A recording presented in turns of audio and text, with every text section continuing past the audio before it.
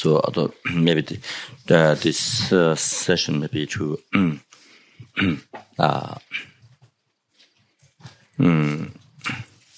to go over how to help the dying person. So to have some discussion or to say to those who don't have, those who do not have much knowledge, to get some idea how to help that.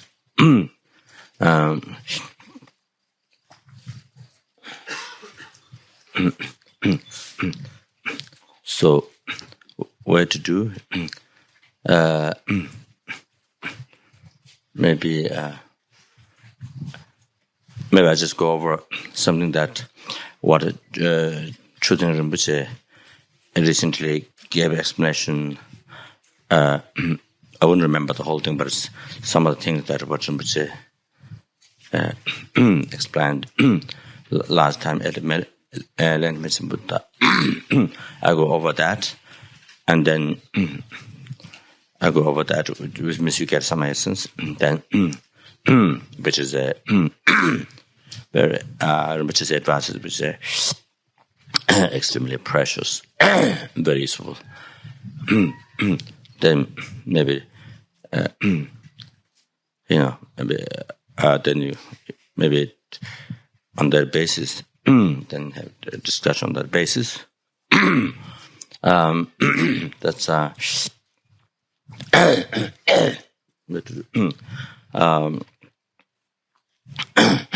then I think maybe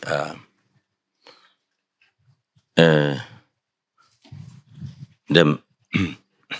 may be other here.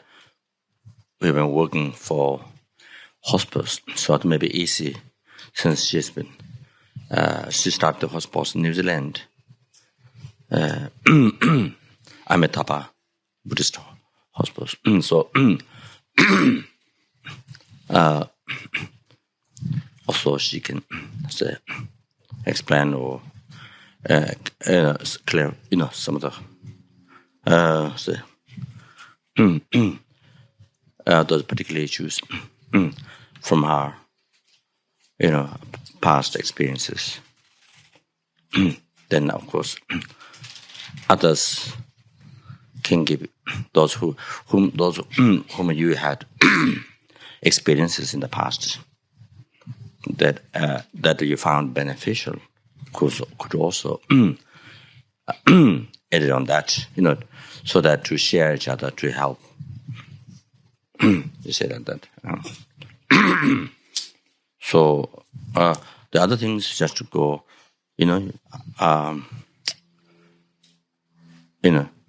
through the questions, just go through the questions. That's one way.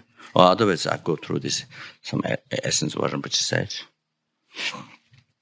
and then on that basis, then also AC can help to, from my past experiences like that. So, was Eva?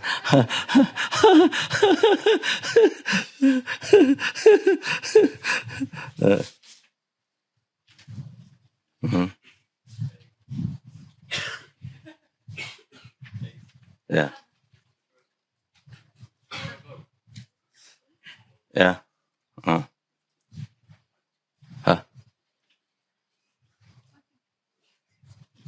What? Huh? Anyways, I just go through, so then you get some essence. And you get some essence, then, after that, then can be this, or even during that.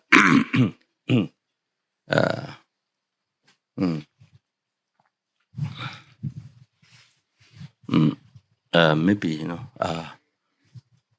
maybe you can sit here or something, so maybe can help.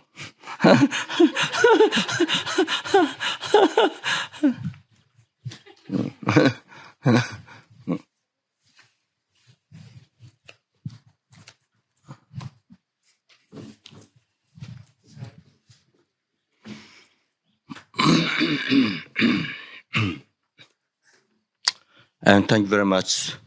Wonderful painting of 21 Tara for Peter and Changju, all helping Peter to exercise the 21 Tara. And it came in a very auspicious time while during the Tara retreat, and that's very auspicious to receive. Actually, I thought, Peter told me that it's going to come yesterday, right? But I was looking around, I didn't see. I didn't have the karma to see yesterday.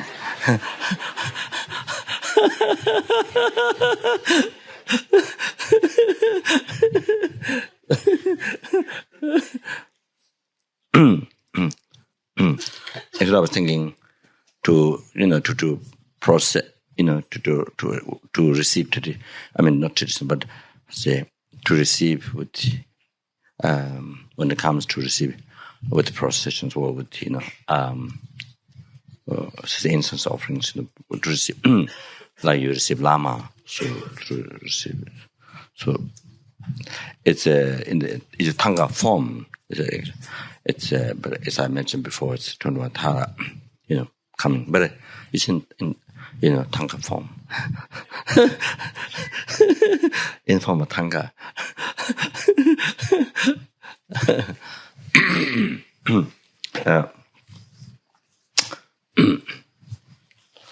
So it's very good.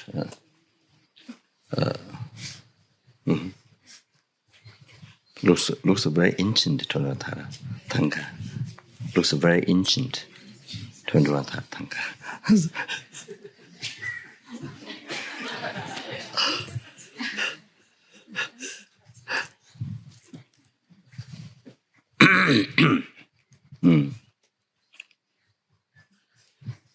I think time from Nagaju now, some long time.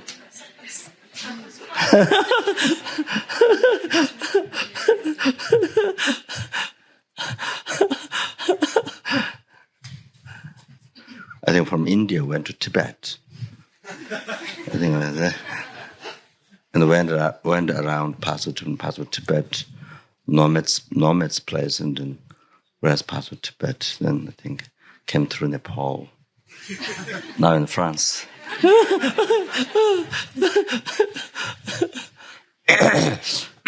Maybe soon might be going to Afghanistan or Iraq. For peace and happiness, to bring peace and happiness.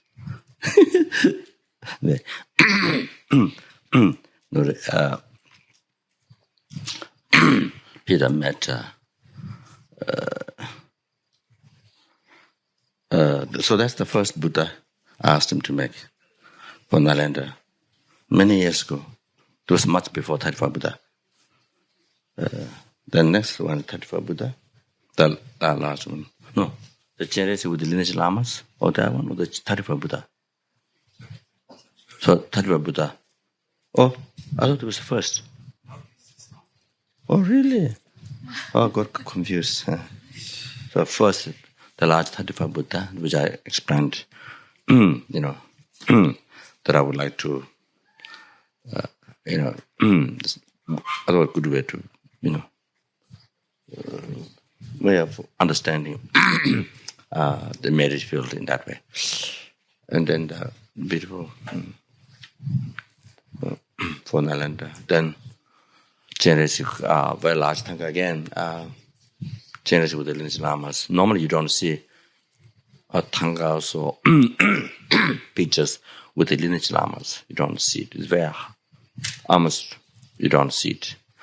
Maybe if you in the temples, maybe in all temples, in some temples you may find on the wall, but not. But usually don't.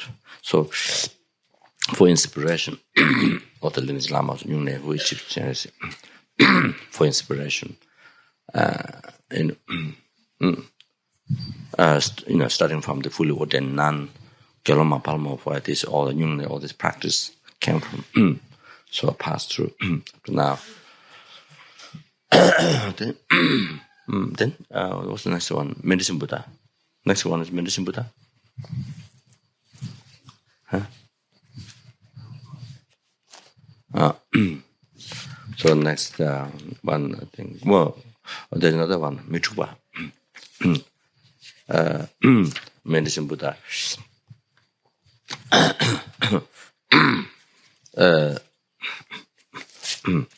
But to make it, my idea was always very big, large.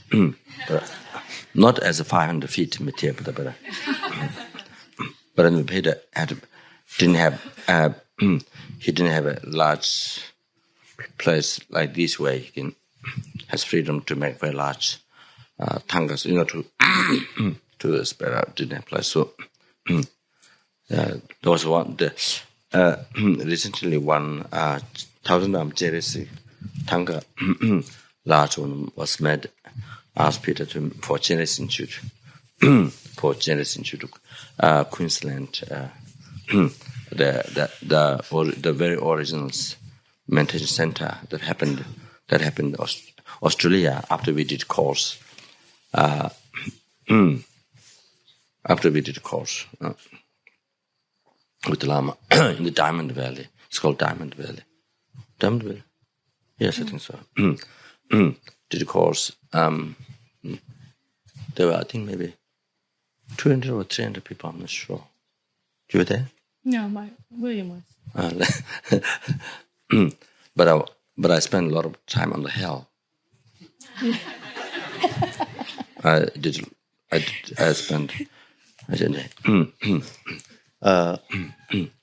I think 8 world dharmas. Yes. 8 world dharmas. Yeah. And sufferings, confusions, caused by 8 world dharmas. So probably meditation on that.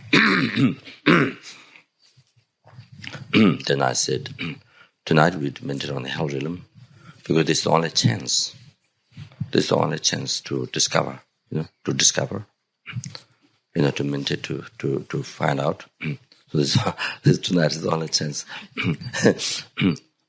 So we did meditation. Then next day, some parts empty, there's some parts empty, there's some parts empty.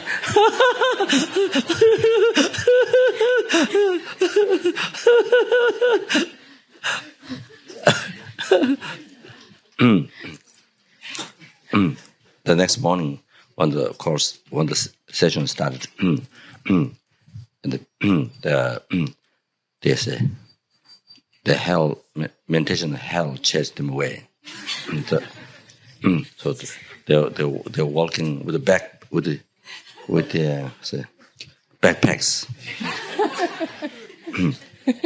So I think all this merely labeled.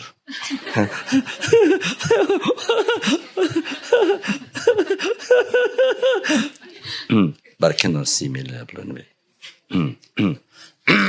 So say, yeah. I think those was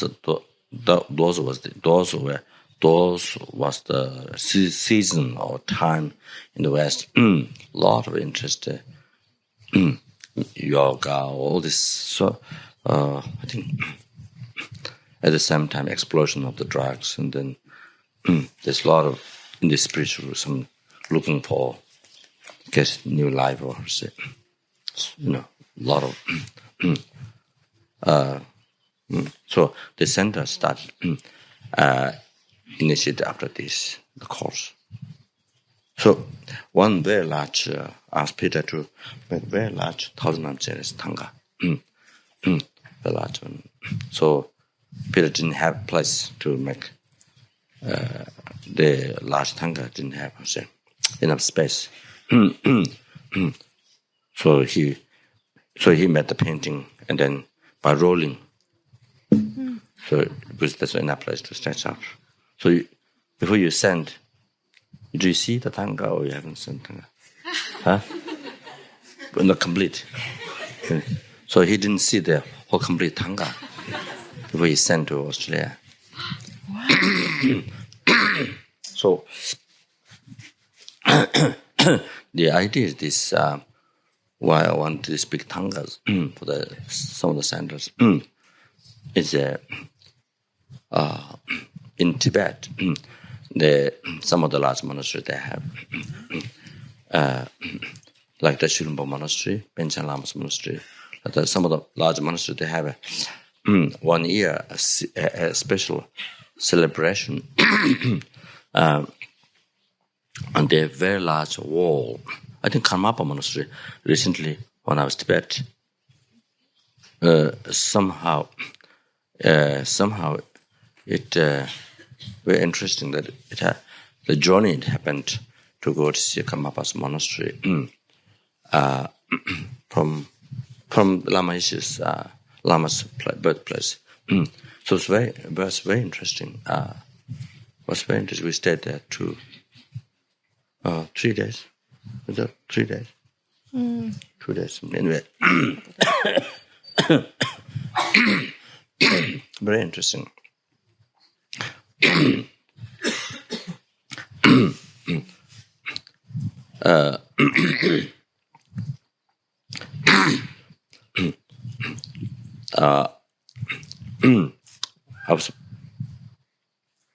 I think it was very pleasant. I was very happy to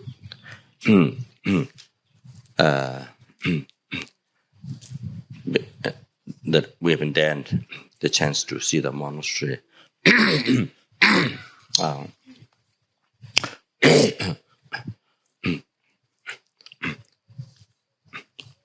On the way to monastery, I think they didn't know me, but they heard somebody's coming, Mickey Mouse. Somebody's coming, so the villagers, they're waiting on the way through. So I met in a different place, and they were so much. They were the old mothers. They were crying. They were so missing. Karmapa. They were missing so much, and they were asking to pray, come back. So we tried to make offering the monastery with puja, and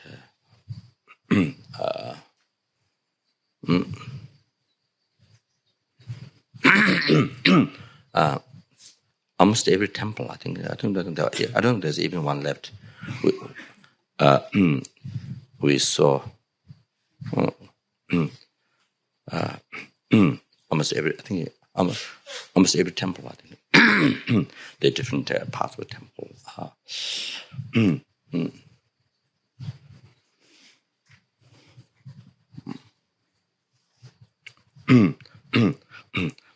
So during that time, we were trying to put together, think the donation or something like that. So I put something in that. People also added that. So make money offering to the sanghas.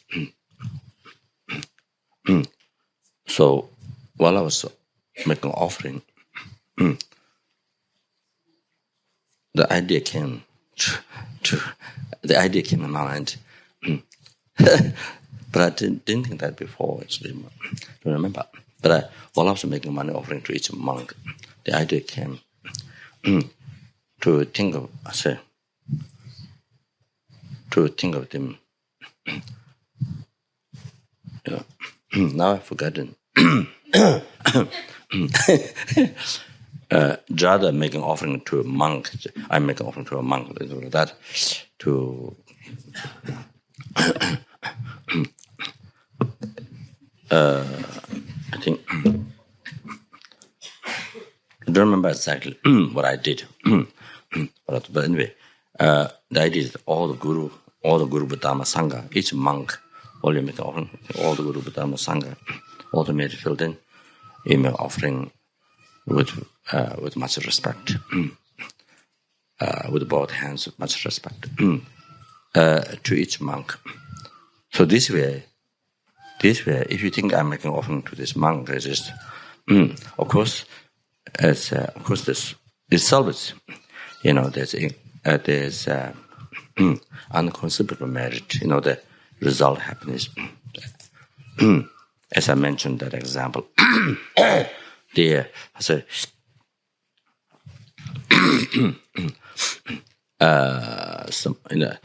very poor person offered medicinal drink to 4 monks. Then next life, 4 ordinary monks. The next life, born as king, very powerful king in Kashika, and so much wealth and power.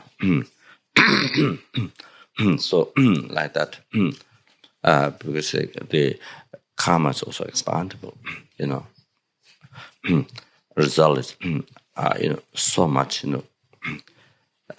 Karma is expandable. So something that you can't believe.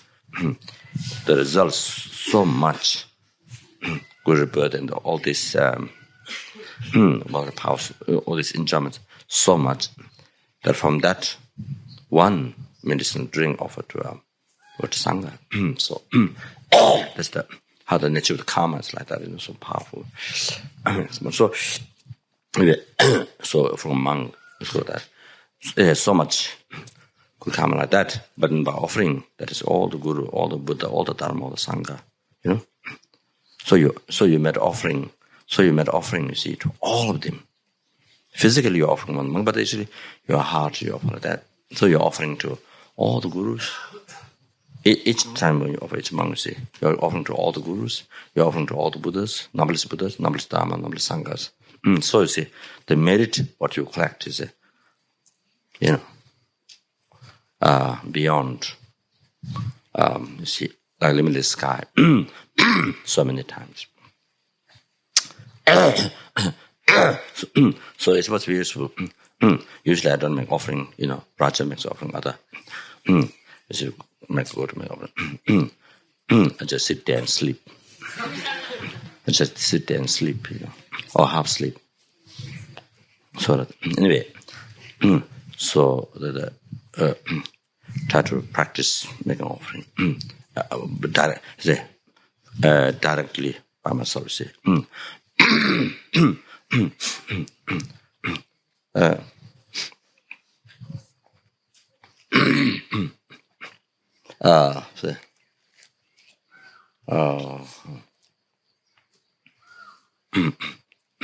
It's the same idea.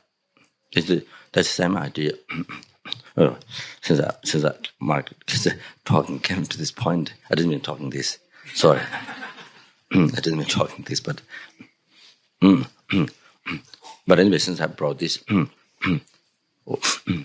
at home, when the guest comes, it's the same.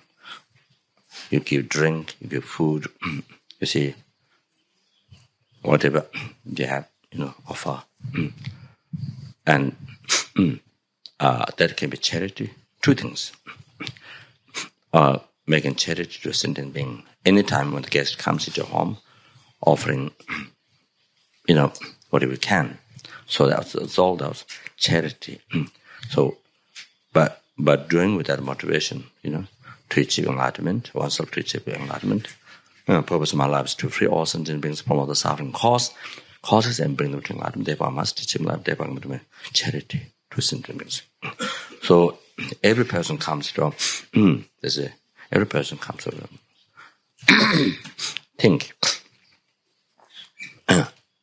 think this is a wish granting jewel, not just wish granting jewel.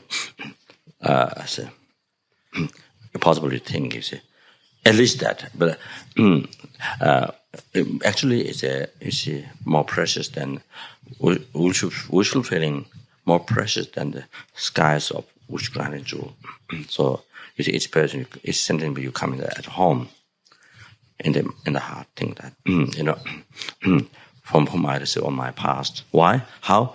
From whom I receive all my past happiness, from beginningless rebirth and present, all the future, including realizations of the whole path, including great compassion, bodhichitta, realizations of the Mahayana path, enlightenment, or infinite qualities. Buddha has infinite qualities, holy body, holy spiritual mind. Buddha has that which you are going to achieve. So all this I receive, from each sentient being. Yeah, like that. So then you see, then you see this is skies which crown and jewel is nothing. Skies of diamond or gold which crown jewel is nothing. And they are most precious. So you see, so that's the attitude, like having crown jewel and the house. Is it true? You to collect merit. So then you human. So you can make think it's making charity, and if you think that person is all the Guru Dharma Sangha, all the Guru Dharma Sangha, then it also becomes offering. I'm making offering. So you can collect like that. You see, limitless, so many times limitless skies of merit, even a cup of water. You see, glass of water or whatever. It is my mother, make food, a big part of food. That that I say, anyway, all day long when people come to home, they never send out empty. Always give drink food. Always treat well. Anyway, with good heart, not just with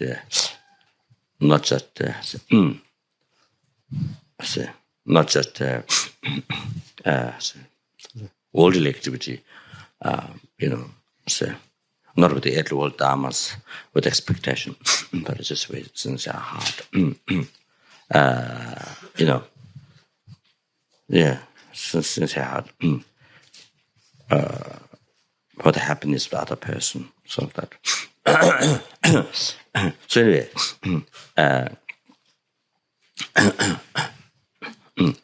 also when you give money to the beggar, when you give money to the beggars in the street, same. So the way to do is like this. As I just explained, I don't need to repeat again. The attitude like this, so precious. This we say, so precious. Then you see from whom you get all your 3-time happiness, everything, blessing. So then you make charity by generating bodhichitta motivation. Then you go with both hands. You say, not this beggar, I'm something, not like that, but with both hands, respectfully offer with much respect. Yeah, as is said in bodhisattva, if you're after talking about you see, without sentient kindness, you can't practice Dharma, you can't have realization, all that patience, so forth. Then he talks about you see, it's similar. Why Buddha is so precious was Buddha revealed path, and then he sees the developments, and then you achieve enlightenment. So Buddha is so kind, so precious. So it's the same thing. Without sentient being, you can't have realization. You can't practice Dharma, you can't have realization. You see, part of enlightenment. So, so it says, as you respect Buddha, why not respect the sentient beings? So that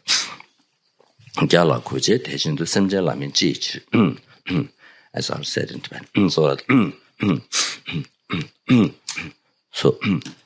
this is how to make with a motivation bodhichitta.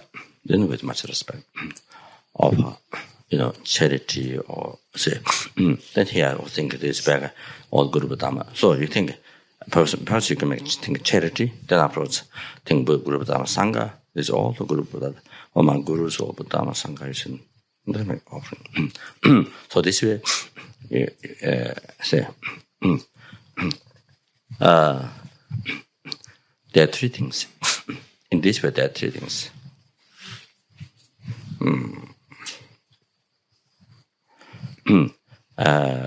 So first of all, you see, so anyway, you collect so much merit. You collect limitless scars of merit because you have done the charity, even if it's 1 rupee or whatever it is. You have done with the bodhichitta, so limitless scars of merit you collect. You see, giving, and then inviting, all the gurus. So then, you see how many gurus you have, then everything that, and then you collected the most extensive merit. There are many times, but how many gurus? Then numberless Buddhas, limitless merit, numberless Dharma, numberless Sangha. So within that, you see, unbelievable, unimmeasurable merit, right? And that means you become closer to enlightenment. And that is by kindness of this sentient being who asked you, who is there, who is in front of you, that you don't have to look for, came to you, asking for help. You see, just came to you, and giving you unbelievable, incredible opportunities. So you don't have to go there; it comes to you. See, so that you see, so kindness of sentient being. So anyway, also when you do so here now, so that then the other one that I want to mention is here. When you help sentient being, you see, like beggars giving things, or whether it's beggar or whether it's rich people, doesn't matter. You're giving things. When the rich, even the billionaires, zillionaires, even they have wealth, but if they don't have realization, if they don't have understanding Dharma, and and realization, then that's the main poverty. That's the main beggar, main poverty. External poverty and inner poverty. Inner poverty is worse because inner poverty, no understanding Dharma, no understanding Dharma realization. Then that's what causes to be. That's what causes to always engage in negative karma and all the time go through problems in this life and then lower realm sufferings. Continual samsara, dying reborn, suffering samsara. You see, then also you can't really help much to others sentient beings because yourself is suffering samsara. You see, like an armless being cannot help others. You see, who are falling down, or who are drowned, you can't help. Who are drowned in the water, can't help. So similar to that.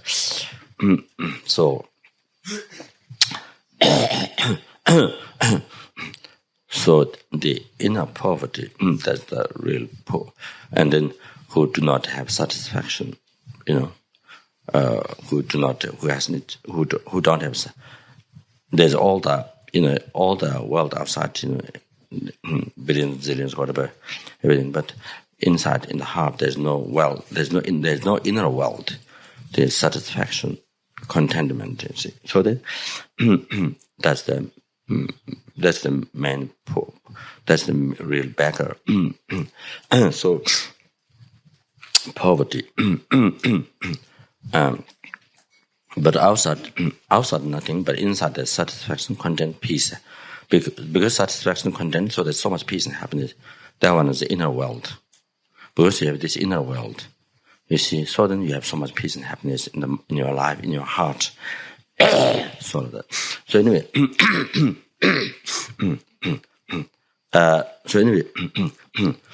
what you're giving to you see, wealthy people or the beggar in the street, however. So with the bodhisattva motivation, thinking how this pressure this sentient being is, and with bodhisattva motivation, yeah. So that so here what I want to say. Third thing, what I want to say is this. You see,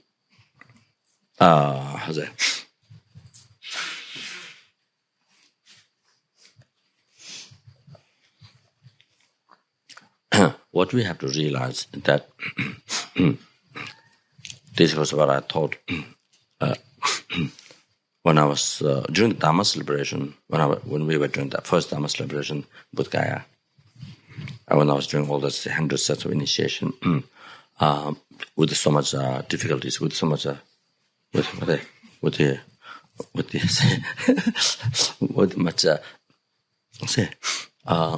difficulties.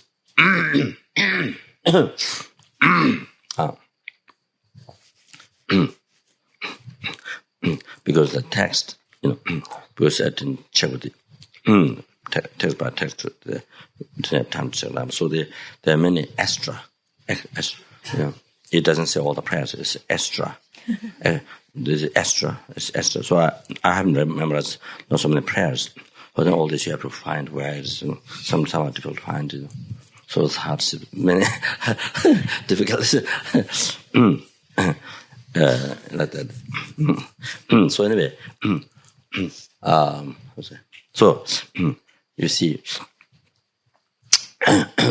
So I thought this: when you give the food or money, whatever you give to the beggars, I mean, well, that was a related beggar, but anyway, sentient beings. When you do that, and naturally, it become offering to Buddhas, and naturally it become offering to the Buddhas, bodhisattvas. Naturally it become offering to them. Why? Because whom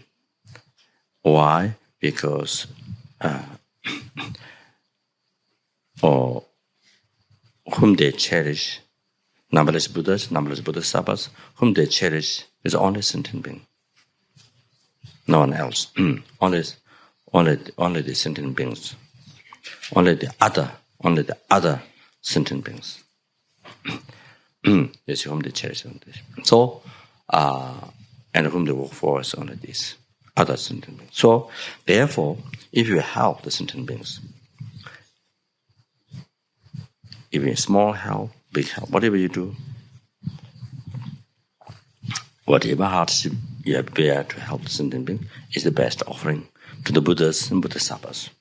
But this is what they cherish the most. See in their heart. So, therefore, you see, all your helps to a sentient being, you see,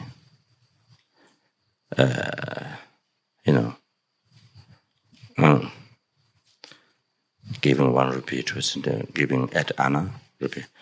That is, you see, to this one sentient being, that become offering at Anna 1 rupee to all numberless Buddhas, numberless bodhisattvas.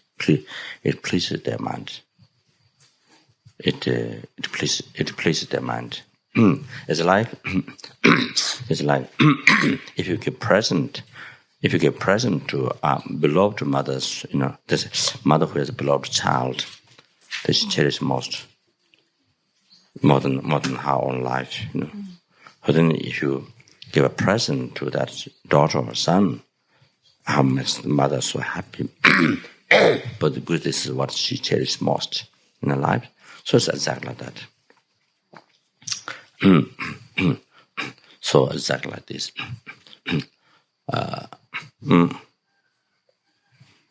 So exactly like that. So therefore, you see,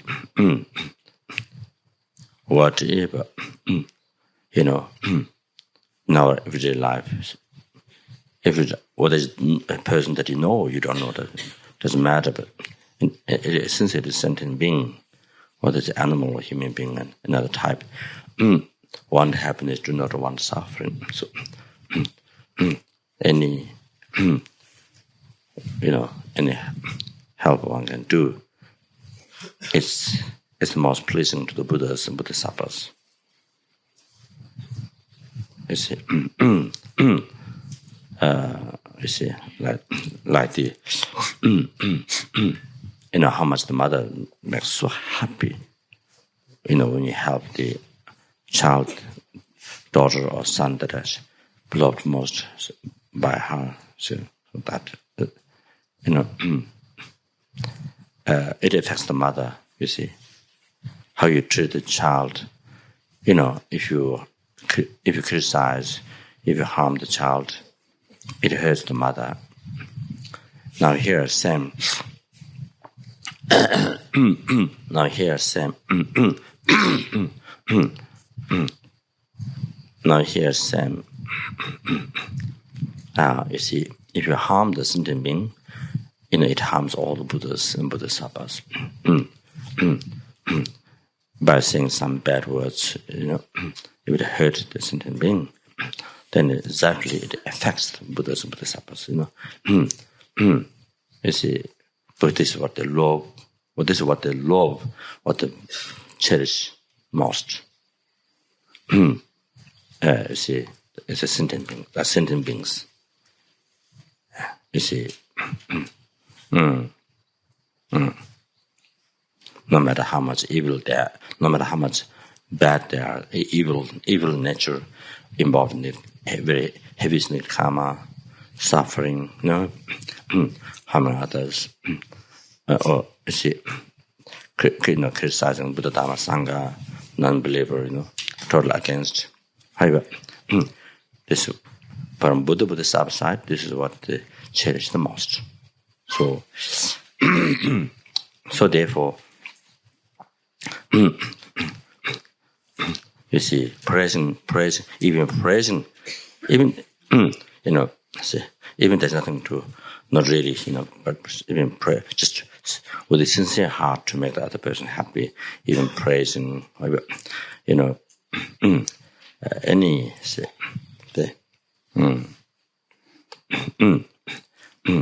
making the other person to be happy, that you see,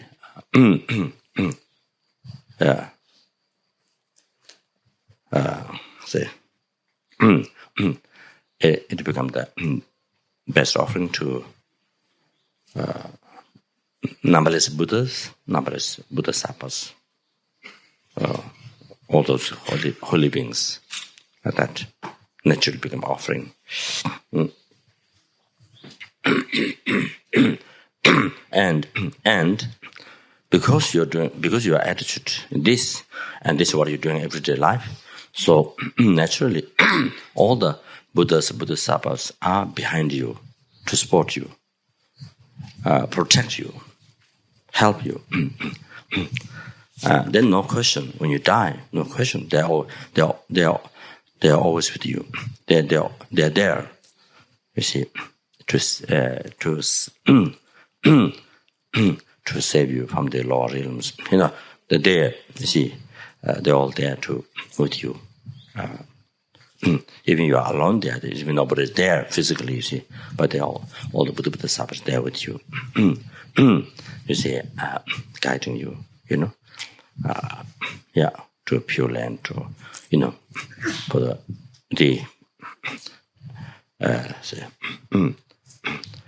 from happen, from, you have very good futures, sun shining, like sunshine in the world, future like this, very, great future that you see achieving enlightenment easily. So, so it is said in the teachings,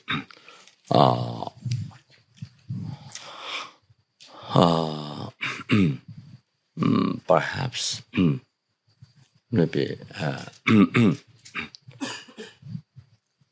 some Tagawa might be the Palpoche. There's a quite famous in Tibet, Chinese society. They read this. I think might be this text. There's one nunnery in Taiwan. This abbess of this nunnery is not the most famous one, but the second most famous. There are two top abbeys. First one is build, hospitals and schools and a lot of important social service. She's famous in that. I went to see her I think for a material project or something.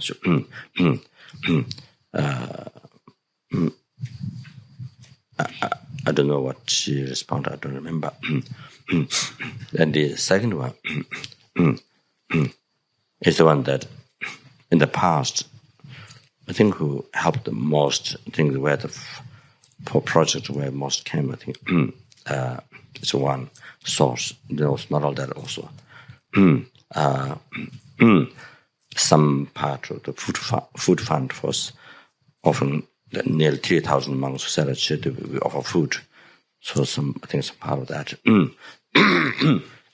Anyway, so this habit is how emphasizes morality, this practice Dharma, the chanting, living the vows, more that she has a monastery nunnery. So what they do is this. I think the Rinpoche, this Asamtaka or something. I'm not sure. So what they do is all the nuns, they do prostration to each word. They say, I think the thick book. So they prostrate, all the nuns, they prostrate to each word. They prostrate. So they finished the whole book like this, by prostrate each word. Then when I was there, it's third time. The whole book is this Buddha's teaching. So this is I think there's 4 or 5 volumes. One of the elaborate, I think, Buddha's teachings on, I think the bodhichitta. So I wanted to read one time. I borrowed the text of Vajrapani, but didn't get to read it. So this is the when I was there, she said this is the third time, starting from beginning of the book again, which was prostrating everyone. So it's very, very, very, very. This is how many emphasis how she benefited sentient beings, like that. So what was I going to say? I've forgotten again. At this point. Oh yeah, that's right. The text. So anyway, there you see there's quotation. I think might be that. So Buddha said.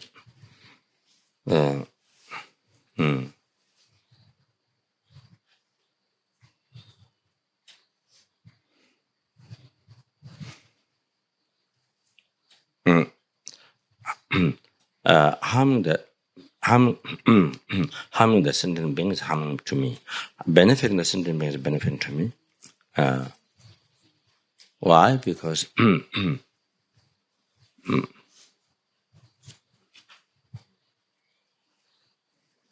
don't remember. Sorry, I don't remember the verses. Maybe I need to do first bodhisattva, then I can remember. I need to do purification for bodhisattva, then I can remember. So you have to wait. Anyway,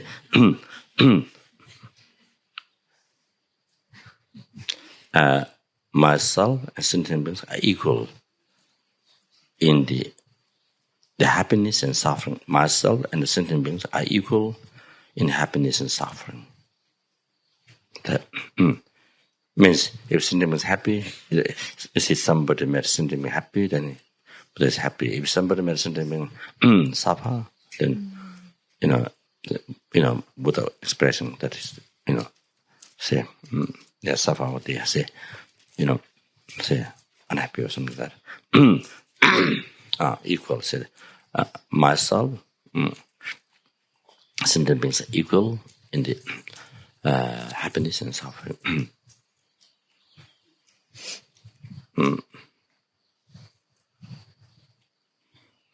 And said, the last one.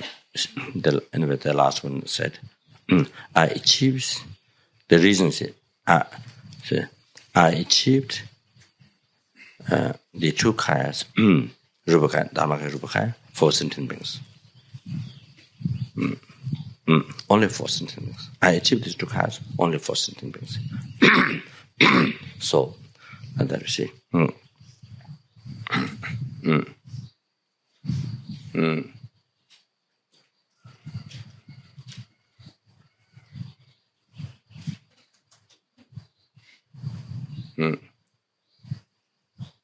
Because what Buddha is saying is, that it generates bodhichitta, you see, it's 100%. And then, the each part of merit, favorite part, the 5 minor parts to achieve enlightenment, part of minor part of merit, favorite minor part of merit, favorite part, minor part of resting part, minor part of meditation, the minor part of and ten Burmese, all this, you see, collecting their merits for 3 countless great practicing, practice charity, giving your life, limbs in your life for three to other sentient beings for 3 countless great eons. Make charity your life, your whole family, possessions. You're born as king, then give all the families to other sentient beings in charity, and purposely incarnated, probably born in a king's family, see, so that you have all this wealth, and so then purposely to that. Then you see, gave all the wealth charity to sentient beings, give all the family to charity to other sentient beings. In you, then so your own body. So charity, practice charity for 3 countless great eons. Charity, not just one time, not just in one life. For 3 countless great eons, practice charity to others, and as well as morality for 3 countless great eons, patience, perseverance, concentration, all that. So 3 countless great eons to others. So, how to say? Yeah, collected is merit wisdom, merit of virtue. There's always merit of method. So see. So all this, for all this only for sentient beings. You see, to benefit of sentient beings, for the happiness of sentient beings, for the happiness of sentient beings, only. You see, and achieving enlightenment for us, only sentient beings. So you see, so therefore, this is what the Buddha is saying. The reason, because why equal? I achieved all these, achieved 2 kinds for the benefit of all sentient beings. Yeah. So that, so because of that, you see, so it's very good. So this is also very good to remember in our daily life, so that it helps us to cherish. So if you have faith to Buddhas and Bodhisattvas, then because of that, then and this is the people around oneself, at home, in the office, and at the meditation center, wherever you are, you see, including the animals, insects, so this is what Buddha, Bodhisattvas, whom you take refuge, whom you pray all the time, this is what they cherish most.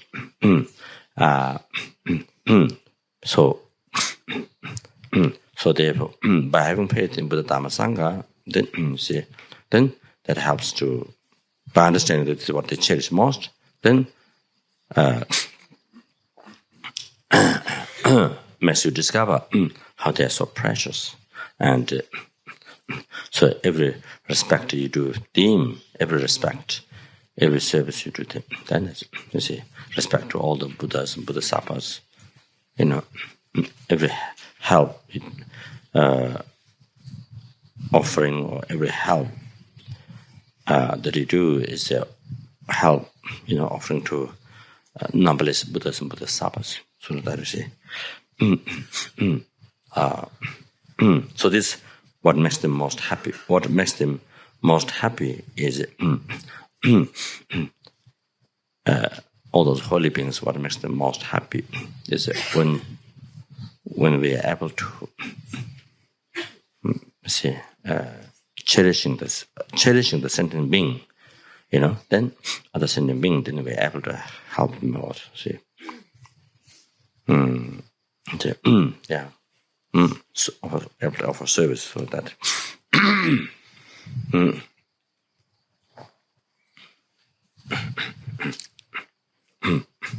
So actually, it should be understood. So actually, it should be understood like that in the whole world. Even who don't believe in the Dharma Sangha, but believe in God. Is all the different religions that believe in God should understand. The education. The education should be like that. That say, the God say loves to all living beings. Compassion, love to all living beings, and say the say so.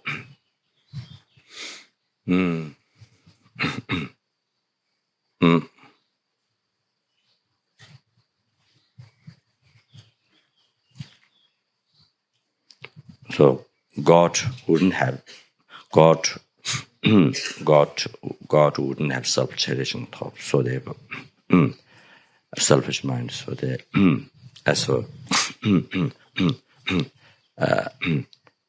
no compassion. See, love kind of so anyway. So therefore, see.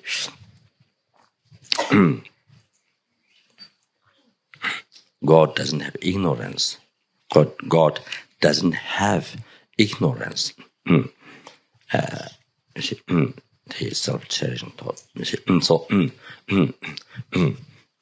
yeah, and wisdom and love and compassion towards others. So they,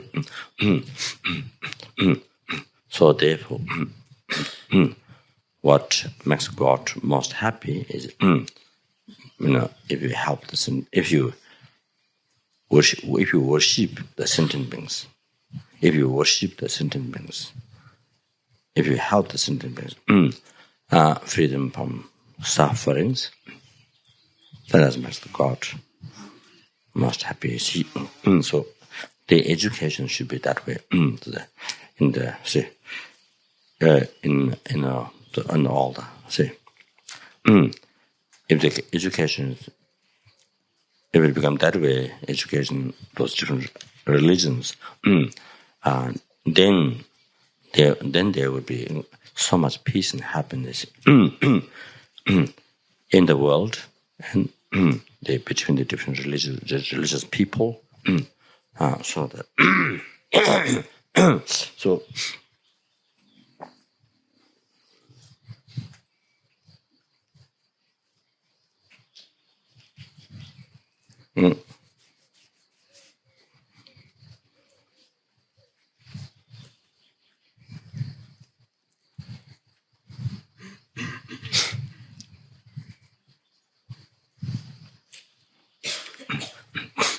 So same thing when you make a party at home. See, same. It doesn't have to be from your side. It doesn't have to be ordinary party. See, it become so you can practice like this. You see, making charity and making offering to all the, by thinking each person, all the Guru, all the Buddha, Namrasa Buddha, Namrasa Dharma, Namrasa Sangha, make offering. So this becomes, say, you see, like making extensive offering at the altar, same. Same. Here you have a big part, you have many hundreds of food that are performed. You see, say, sort of that. See,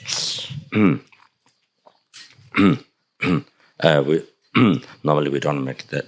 We don't make that many. Say, we don't offer various food extensive. To say at the altar. Leave it at the altar and make offering. we offer water. We should offer water to Buddha Dharma Sangha. So anyway, so here, so here you see all the delicious cakes, pizza and all that. Anyway, so all the, very delicious food. So this way you're making offering. So from each of these, how many there are by offering like this? You see how many people. So how many people there? Each person you think like that. You see offer. You see, it's like. You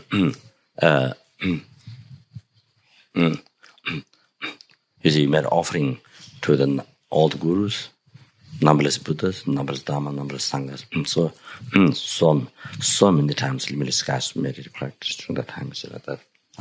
Then also charity. So it's become unbelievable practice. See, Dharma practice, very powerful, very extensive.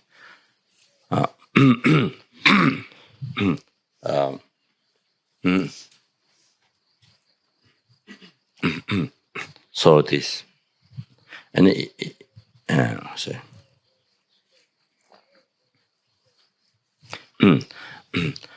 then normally even at home, your family members.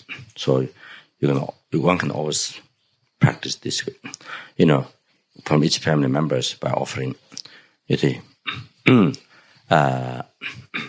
food and drinks, whatever.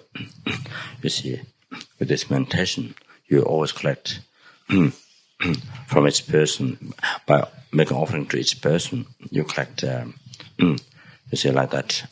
So many times, limitless guys made it every day. So even one didn't have time to do separate offering at the altar. I didn't have time to do, preliminary practice, make an offering at the altar. Even didn't have time. But here, if you do that meditation, giving, see, offering, see, so offer to everyone. So that, so it's a way.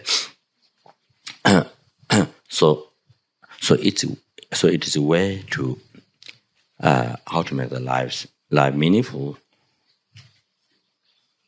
How to make life meaningful while you're doing these normal things, but with this meditation, with understanding of Dharma, how to practice, especially bodhichitta, and remembering all those objects, powerful objects, to collect meditation. So externally you are doing normal activities, but because you do all this understand, all this motivation, bodhichitta, and all this wisdom of understand Dharma, how to practice. So you're using all this your normal activities to create most merit, to create the normal things that you do anyway. See, but you are making it. You see, best. You see, you are using that to achieve most merit. You see, making the life most meaningful. So all of that is.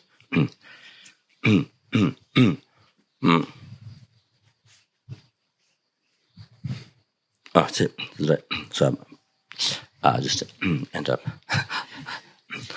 So sorry. I was talking about the tangas. Then it went out. Different places. So the idea is that now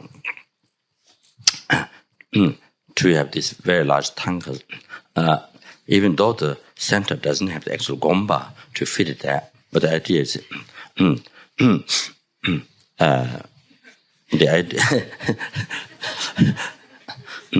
the idea is to expose, to perform or set it up once in every 6 months, possibly not one time in a year. Like those monasteries do in Tibet, they do that. So this huge tanga they put in a mountain, this huge. That was in one book. There's Pamasambhava, with the huge spread out the whole mountain. I think probably whenever you've seen in art books, and then people come from all the monks. They carry umbrella banners with so many offerings. Then they do extensive offering bath. All this, you see, the preliminary prayer, extensive offering bath, and all the prayers, praises to whichever the deity is. Then all the lay people come from all over the village, dressed up, and then they offer incense everywhere. And they do prostrations, but also I think I think it's also used as part of picnic. So the people come from all over the village with the thermos of tea and their Tibetan biscuits. So you see, so is to collect merit. You see, to collect merit by seeing the Buddha that it purifies. As I mentioned the other day, how much merit, numberless created merit they collect, you see, just by seeing so that so much purification, transit to enlightenment, and all that, they get benefit all that. By making this special celebration, by having this incredible large holy observance, then also the entertainment, picnic on the outside, you see, in the mountain. So anyway, the idea is at least once a year to have like this similar function, that to invite all the local people. So all the people in the area and have a celebration. So many umbrellas on top, very beautiful. And then banners and various offerings, lined up around the holy object. Then thousands of water offerings.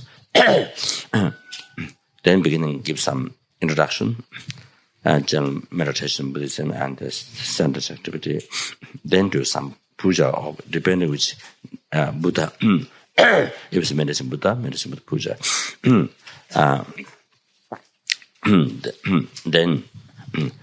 Then people offer the music. That day, then dance or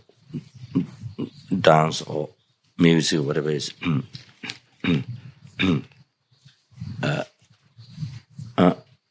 That day they offer to the Buddha. So that's the psychology. That's the idea. So that day they offer to the Buddha. So it's a way to allow them to create good karma and to make connection and to so sooner or later to have realization from that of the path to enlightenment. You see like that.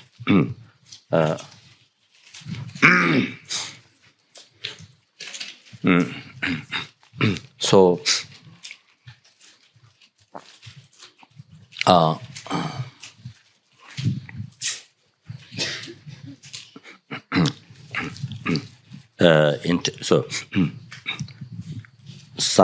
there's a practice, but also there's an entertainment. So in that day, offering to Buddha. So that's an idea.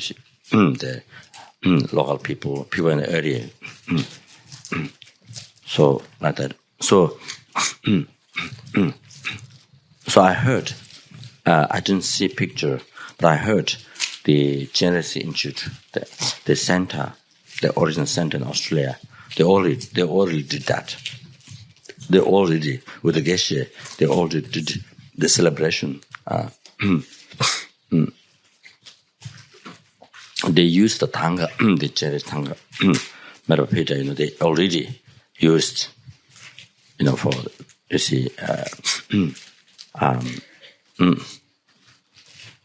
sentient beings to purify their mind to collect merit. So this one is the idea was for Tara Institute, right? Tara Institute. For Tara Institute. Melbourne, the center in Melbourne, Tara Institute. That's a quite large center. So there's a very beautiful park outside. So every year, the idea is to have this celebration. There's also a water pond. So we have to have celebration like this, to help the sentient beings in different way. See, like that. So okay. So I think that's it. That part is finished. Yeah. This year, I don't know which month, but hoping 1,000 or 2,000 people together and to follow this, the idea what I mentioned, and also to have,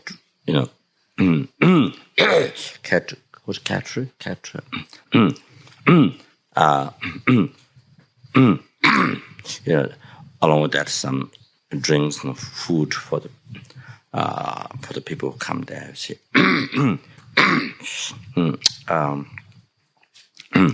I think Tibetan singers in the near United States, a Tibetan lady who normally sings, and I think some Western also musician or maybe singers or so. I think to invite something like that.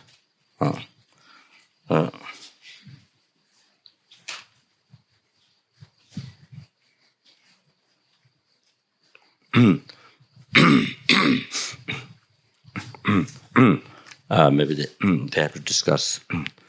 I think maybe the neighbor, people around LMB with a car parking, to have that many people, you see.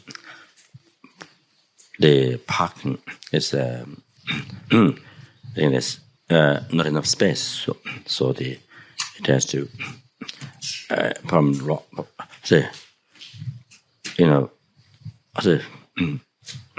long place. I think they have to car park, or she's going to make a new one for car parking somewhere on the land.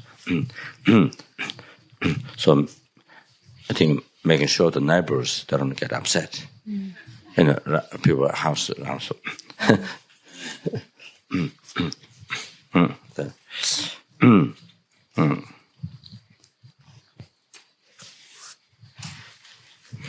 So yeah, I just explain bits pieces. So maybe you get some answer from that to see.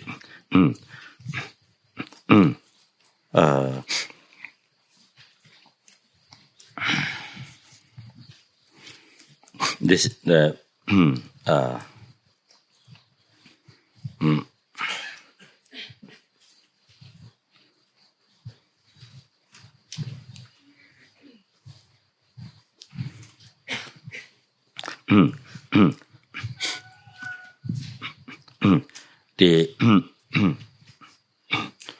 I think first which gave introduction of samsara before all this, what one should do and what others, how to help others. And before that, which gave, I think, introduction to samsara, foundation, I think.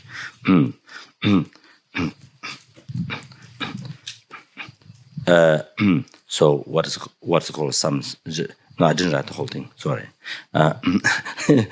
What's called samsara is the continuity of, these aggregates, contaminate,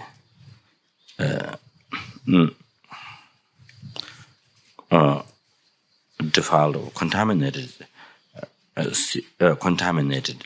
So, which means seed of disturbing thoughts. You see, and then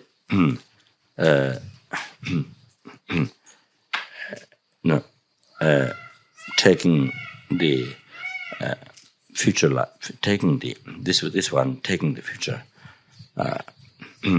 samsara. You see, this yeah. So the aggregates caused by delusion karma and the contaminated seed of disturbing thoughts. You see, the next life.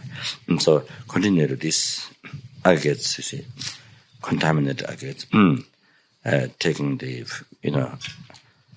future life samsara, then joining to the next life. See, aggregates to the next life. Aggregates caused by karma, delusion, contaminated series of thoughts to the. So that's what means samsara circling.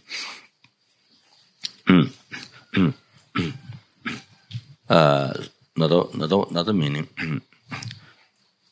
circling from birth to death, intermediate stage, again birth and again birth and death, intermediate stage. So when is a circling like this, then that's not the meaning. In Tibetan, this is korwa, circling. So.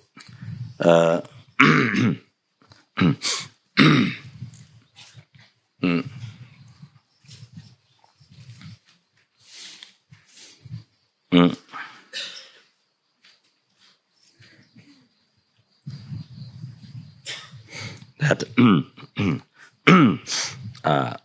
so at the beginning, at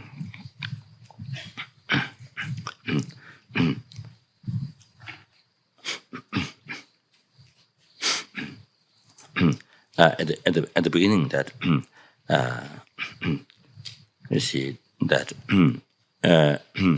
one even the signs of dreams, which means that you're going to die, dreaming, they say red flowers again, and again, or going towards the south, right on the donkeys or camels. Those are signs of death, and because south is where the Lord of Death said Yamaraja. So because of that, then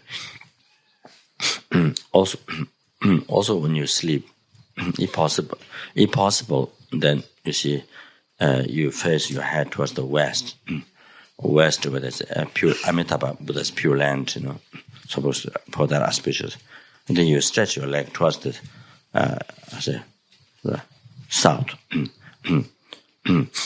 So you see, as opponent, so to prevent, south, whereas the Yamaranja, it's abiding, the Lord of Death, King, so also when you do sleeping yoga, if possible, then in the room also, then this is how it's advised. So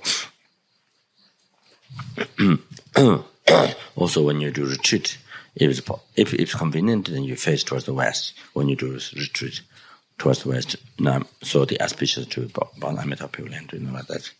If it's convenient, otherwise you see, visualize it. You are facing towards that side. You see, that.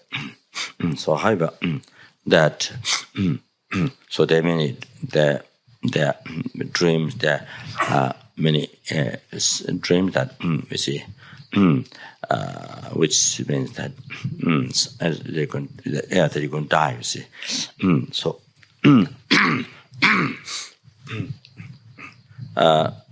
so that keep on happening, not just one time. That so that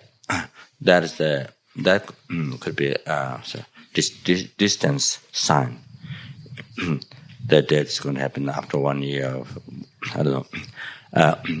After some time, it's the sign of that. I don't know. Could be after a few months or year or however. So that's a distant sign of death. So dreams like that. And then there's near signs of death and very close, signs, very close to death. So there are three things that, explain the text, how to, the different signs, showing that death is going to happen, you see. So, there are texts that explain that. I thought to translate, but somehow it didn't happen a long time ago. I think maybe explained by Pema Samba or something. There are different texts. Then I say,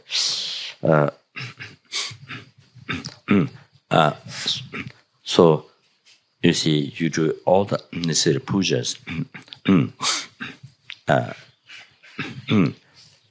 These things happening, but you do all the for long life. You see.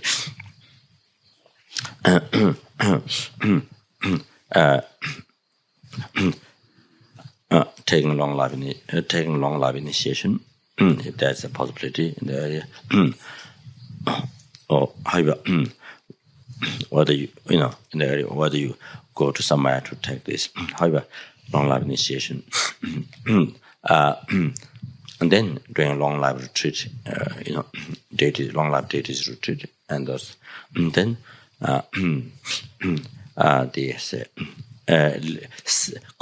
saving the lives of others, animals that you can, which is very easy to do. Worms that's given to the fish, worms and crickets or insects that you can get many thousands, very cheap, and you can get so many thousands, and those who are given to feed the other animals, so you can liberate them, and very easy, and you can get so many, thousands, tens of thousands, so many, you see, and then also bigger, and so depending how much one can afford, so the big, so can get large animals to liberate, like that, and then. And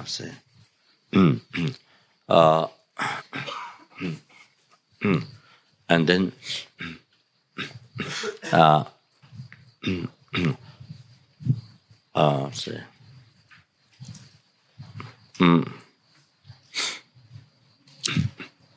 and not all, like that.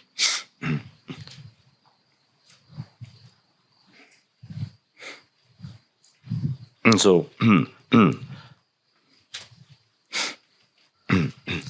some years ago, thinking to have land where you can liberate large buffaloes or large animals and have a person to look after.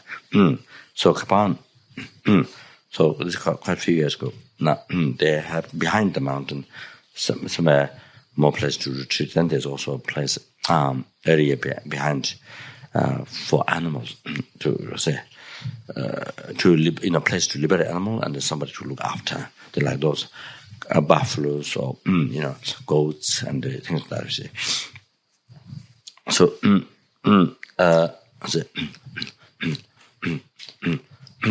on the material land, we did have chickens, and there was one calf and a cow baby and the chickens. I think maybe started last time when Isonus was there.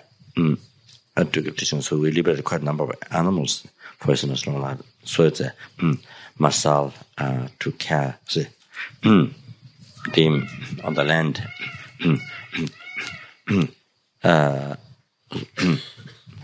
So 2 times this time, I wanted to go Buddha.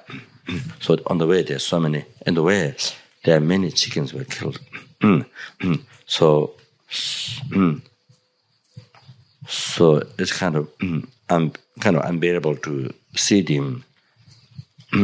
So I tried to buy, quite a few, and take it, put in the car, and bring.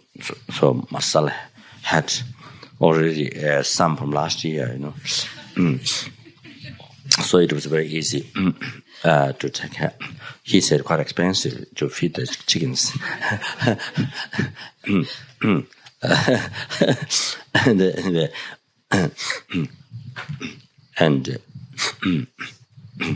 And the reason there is for long life, for instance, outside where the animals in captivity outside, and for I think other holy beings and I think peace or something like that. So idea is see either on the same land, either on the same land or buy another land somewhere bigger place, and so that to have place, big animals to liberate and just keep there, give food and take care. But have this person look after. So to have larger place, because the Tibetan people, when they come for teachings, they buy animals. You see, they buy animals. They buy animals, then they bring to material land. So I think some they did like that, but they didn't know what to do. They had another place to take care. So to have larger place, either on the same land or another land, you see, to start this, where people have opportunity to, they can buy the animals and a place to keep. You see, I think it's this incredible opportunity. It's a wonderful thing. To do, save the lives of others.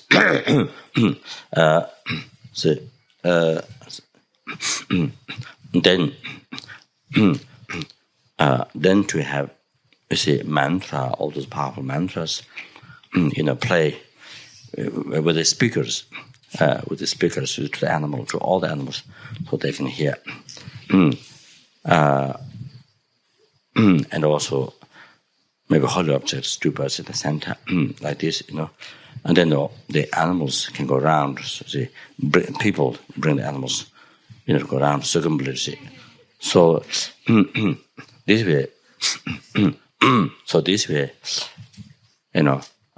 all those animals, every day they can create so many causes of enlightenment and liberation from samsara, happiness, future life. So they become very fortunate animals by having these holy objects and mantras. If they can hear,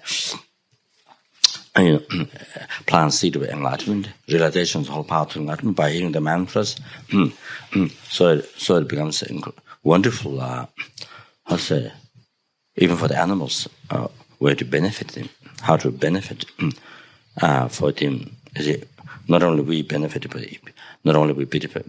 people, but we also benefit those very suffering, pitiful, sentient beings. So that also in Italy many years ago, when the nuns there were thinking to build nunnery, there was one lady in Rome, very wonderful lady, very kind of special, very wonderful, kind of fortunate to say, a little bit elder age. So she takes the dogs, where they're going to kill. She had 100 dogs. So she feeds them.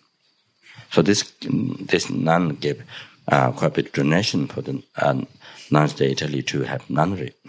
So she came to see me. So I was very happy. So I meditate Namjalma mantra, the long one, and for the mantra for the so she's going to play for the dogs every day. So she did that. She did that for 1 year. The tape worn out by playing over to 1 out. So then I was going to supposed to make one, then that didn't happen soon. So now I didn't meditate, of course, for a long time anyway. So anyway, so saving the lives of others, that's for long life, but also saving human beings as well. We can save human beings.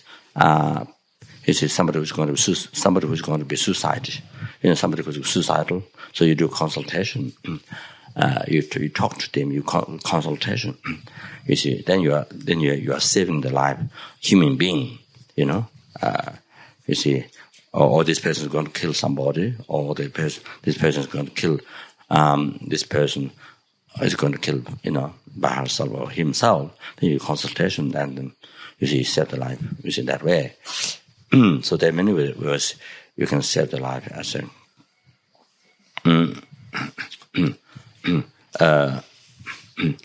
you see, say by teaching meditation, you save the life of human beings. So, say, who has a life danger, get purified and pacified, and have a long life. You see, meditation by teaching Dharma. Those are the real methods. You see, change the negative attitude and actions which causes shortest life to oneself. The danger for one's life, those negative things, and also causing shortest life to others. So there are many things you see that you save also human life and cause them long life. You see that, I think many ways to that. See, I don't remember everything now. So I think there are many ways. You see, you can save the lives of human beings. Like that.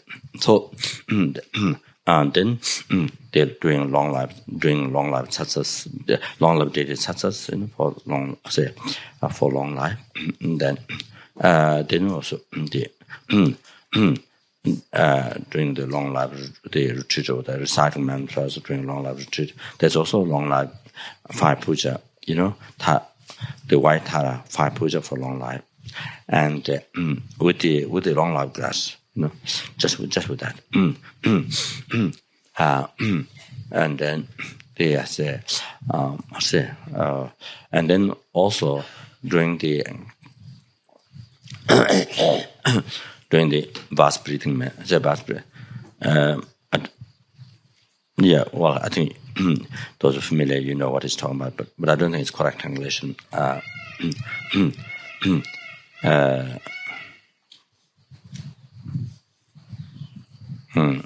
The holding the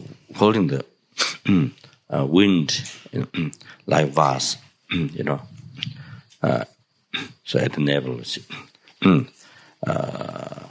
so that that meditation also it becomes a long cause of long life. So there are various meditation techniques for long life. I say, and they say,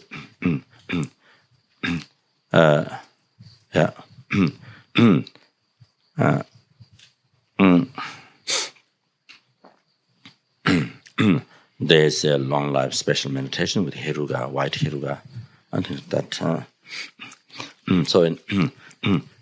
So without describing details, so just to go more straight there. So first, one do all these methods for long life, and if after doing all this, still it is happening, still the same sign, dream.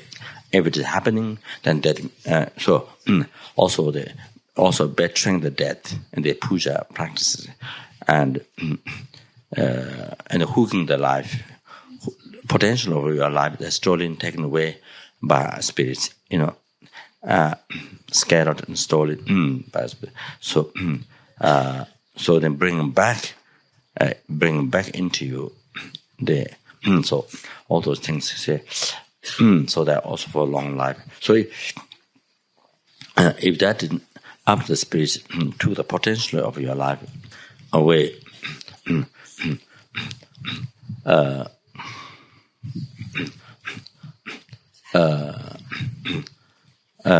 see, then if you don't do the puja that brings back either from your side meditation or the other from other, asking others to who can do that puja. If that doesn't happen, if it took long, if puja didn't happen, that practice didn't happen a long time ago, then there's danger there's danger to experiencing death. If nothing is done, so the taking away the potential of life that happens sometimes. That happens starts with the fear.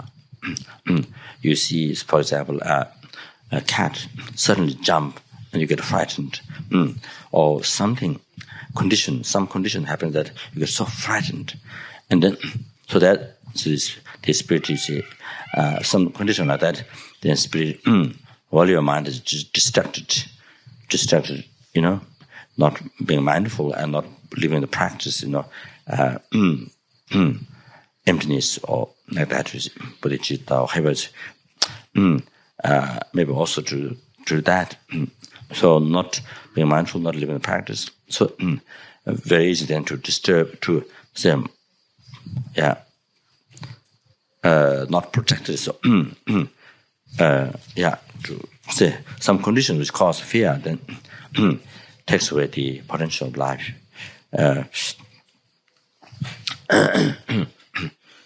So then the person, maybe, sometimes this signs might happen.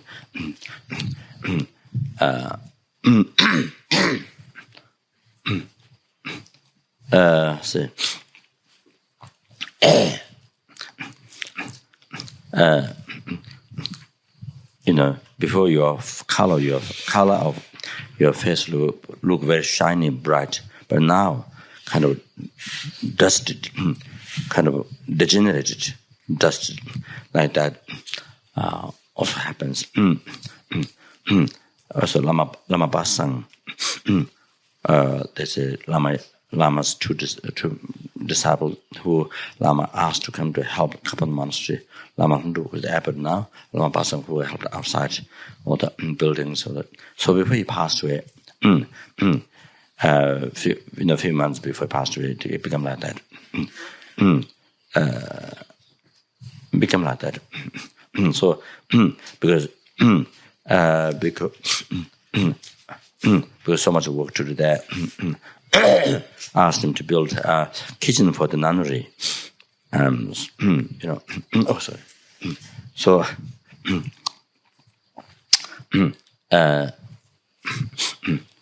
he need to do long life retreat. But somehow he could have done, a little bit each morning. Even though there's no time to do the whole time, all day, but could do a little bit in the morning.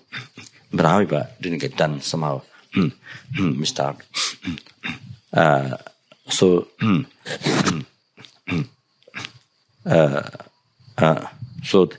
before he passed away, a few months before, so it became like that. It appeared like that, and then he passed away. So that and.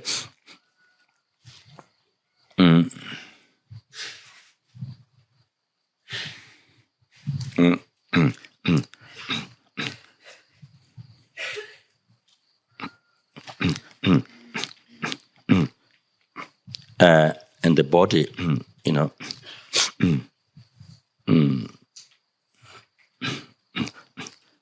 This one just I mentioned. When you feel the body as a drained or tiredness,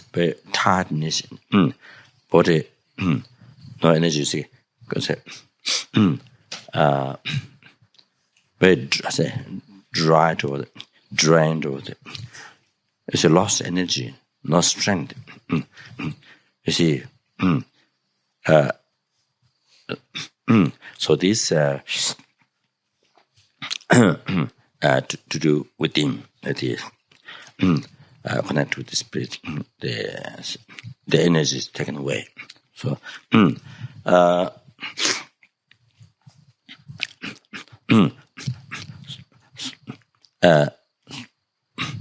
so by the practicing these various methods, then by doing everything whatever one can, you see all the methods for long life. Then still these signs happening. Then you see see.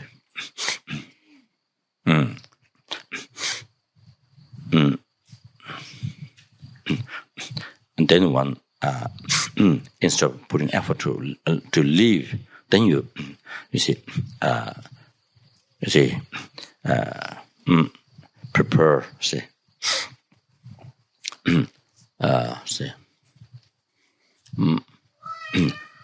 then make it ready, then prepare your mind, make ready. You see, anytime to live. You see, that main thing, the most important thing, the fundamental thing, to a peaceful, happy mind, to a happy, peaceful death,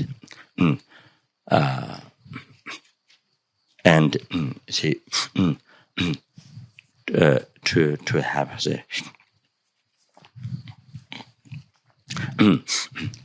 to go to Pure Land of the Buddha, where there's no suffering at all, and especially where Pure Land, as I mentioned yesterday, where you can become enlightened, and there you see quick way to be free from oceans of samsara sufferings and to achieve enlightenment. That again,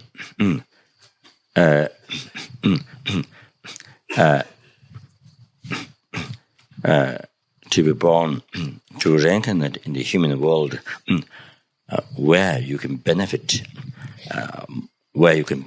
more, you see, to others in that country.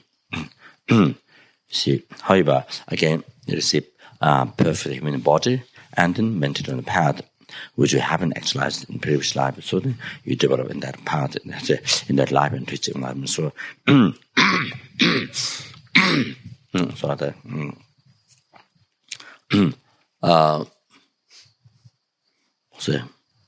So the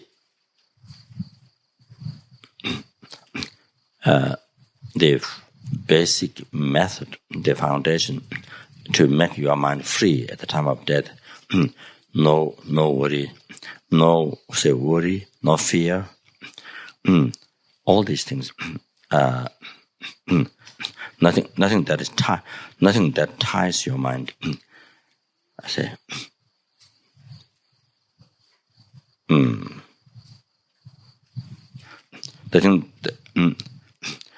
nothing that ties your mind. Say like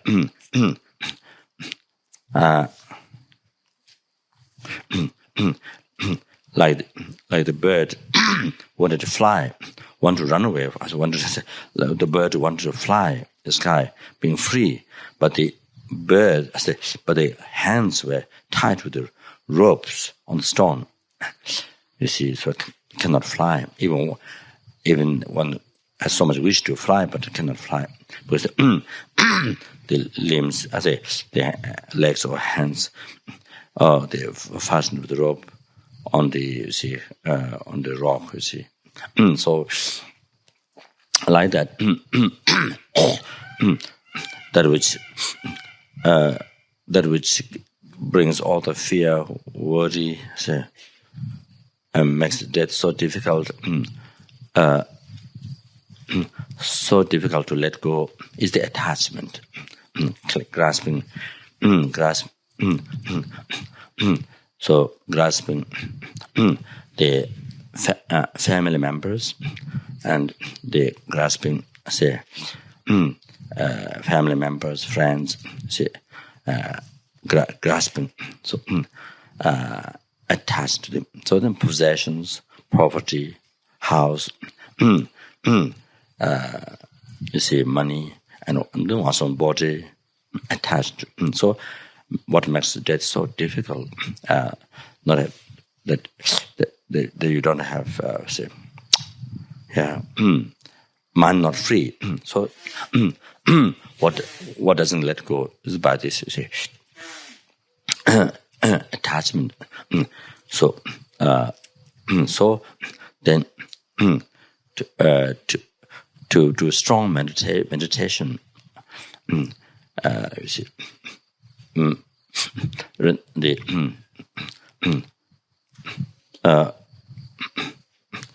thinking the shortcomings. However, the general renunciation of samsara by meditating how the samsara is natural suffering. Only this samsara perfections, how they are natural suffering. So then, by thinking all their shortcomings, then that cuts the attachment. Like you see the rope that is tied, right? Rope that is tied the bird's hands, say, on the straw. So you release, you cut the rope, release, then the bird can fly. So like that, you see. So this is the main thing to. This is the main thing. Say.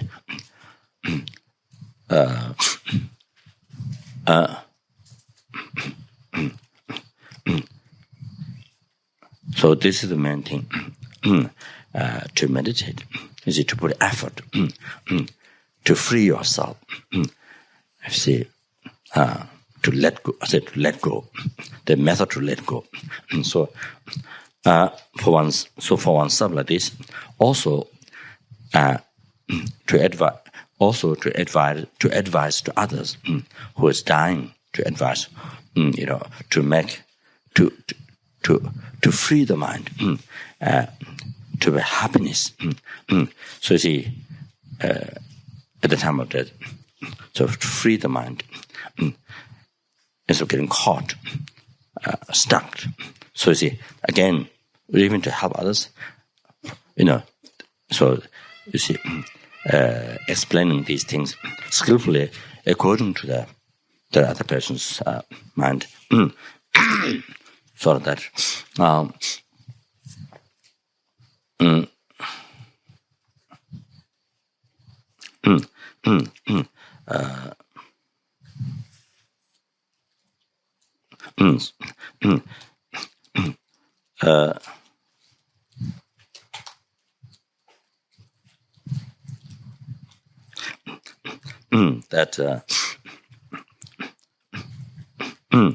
Rinpoche explained here.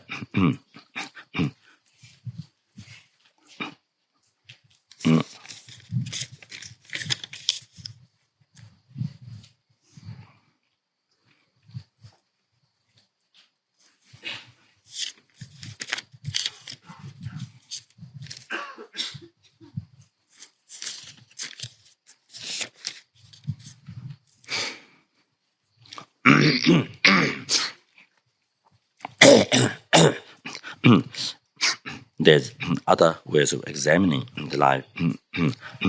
So when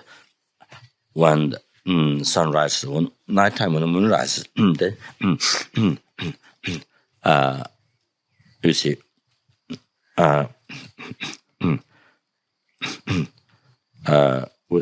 without the, say, just negative body, of course, it depends on or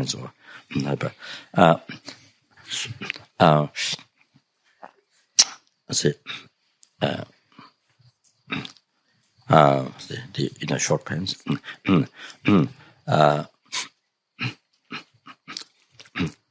So you look at your shadow.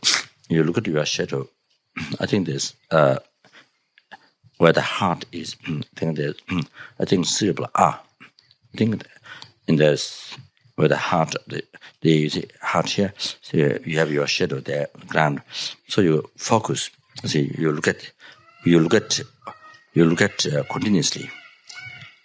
Without closing eye, just look at.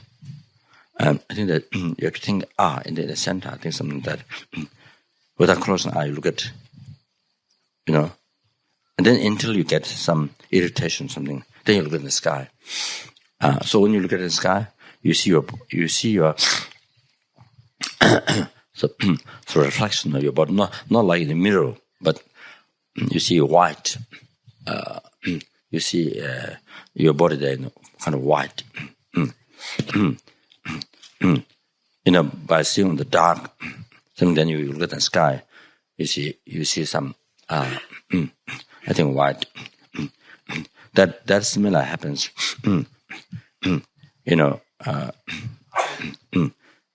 If you look at one object, tanga. So you look at tanga, look at for a little. You see, half minute or something. Look at tanga, and then you look at it on the wall. After that, you look at the wall. On the wall, you see not colorful like that, but you see the kind of tanga there, kind of white on the wall. So like that, similar, it happens in the sky. You see, and then that time you see which part of the body is. If there's some part of the body is missing, that describes, when you're going to die. You see, or if you're holding bell, bajra, malas, mandalas like that in hand, then if you don't see bell, bajra, malas, like that, or then that means you brought samaya, or say, I should need to do self-initiation. That is to tell vows again. So if it's missing there, you're holding. If it's missing there, so however, depending which part of the body is missing, then it describes. You see, so there's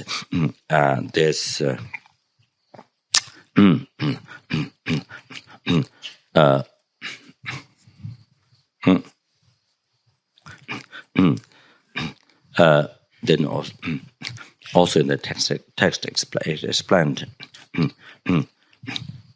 you put your two knees, like this, then you put your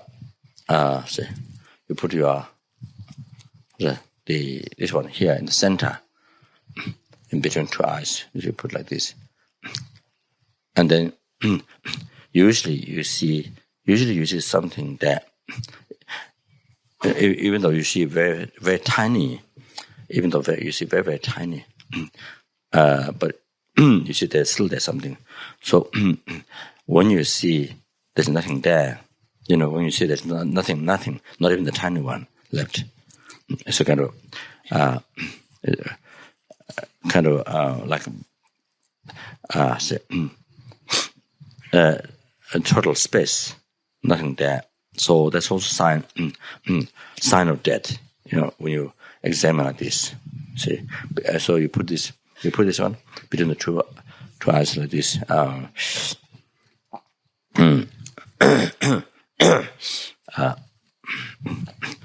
And then you then another not examination, very accurate examination that checking when you're going to die by breathing, not breathing from the mouth, but from the nose, So usually, beginning of each month, first, second, third morning, usually the breath, usually dawn time, the breath changes after 3 days.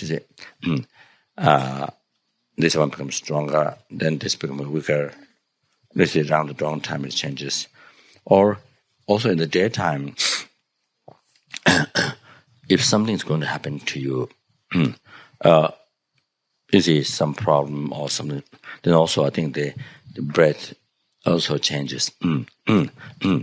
That happens in the text for that, but it seems they say also you see that kind of some sign of what's going to happen. So, however, it's each 3 months, third day early morning, dawn time.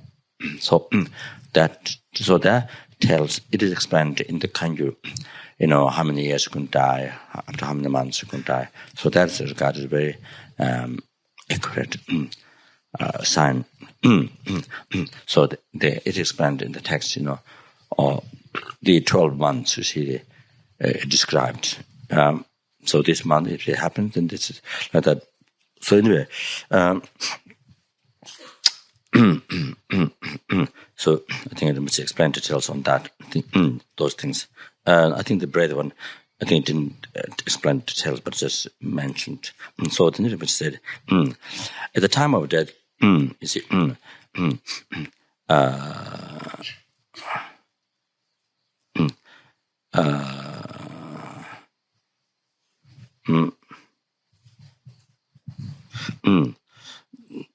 people who is very, very angry normally, very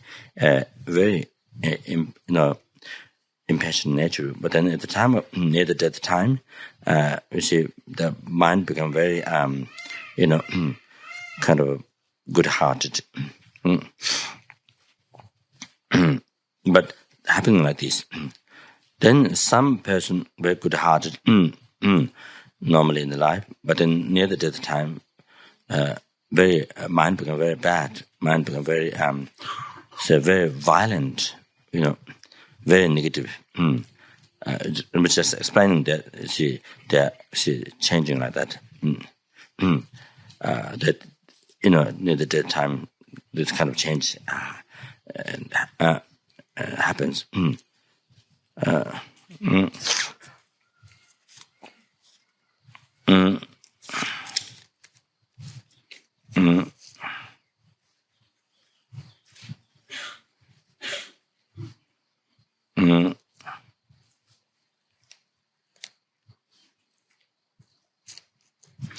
Then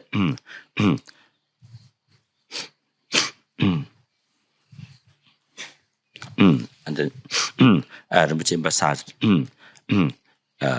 that if the person has taken the great initiation of the highest tantra, then see so the best thing to do, that is taking initiation, the self-initiation. So which makes the vows pure. What has been Padmasambhutta Bodhisattva, which makes again pure by taking the vows again, and you see, then all those need karmas completely purified, so it makes it impossible to be born Lord Realm after self-initiation done. But the same, if there's Lama there, then if it's possible to take initiation, great initiation. If not, then we see one self to take the self-initiation like that.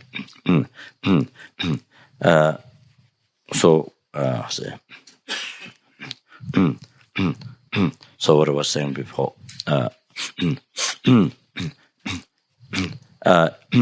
in one's own daily life, normally, if one not only waiting at the time of death, to practice renunciation, to let go, all these things. Only not planning only to do at the death time, when one's near to die. Not like that. And to do the self-initiation, these things. However, normally in the daily life, if one practicing normally in daily life, you see the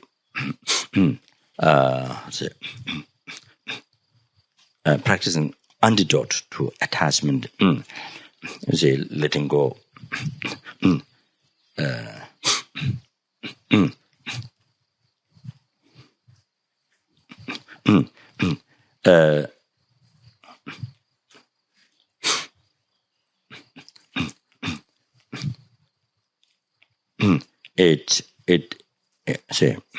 main reason, it doesn't mean to to separate away from the world.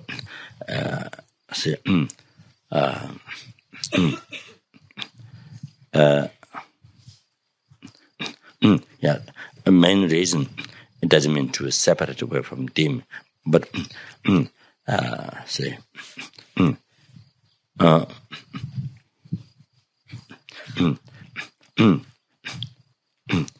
for example, one's body, your body is always your body. You can't, you can't split. Then there's death. You see, if you split your mind from body, so the emphasis here doesn't mean to main thing doesn't mean to separate, but let go the desire. So you see, if one is practicing renunciation, the detachment or freeing your mind from this bondage,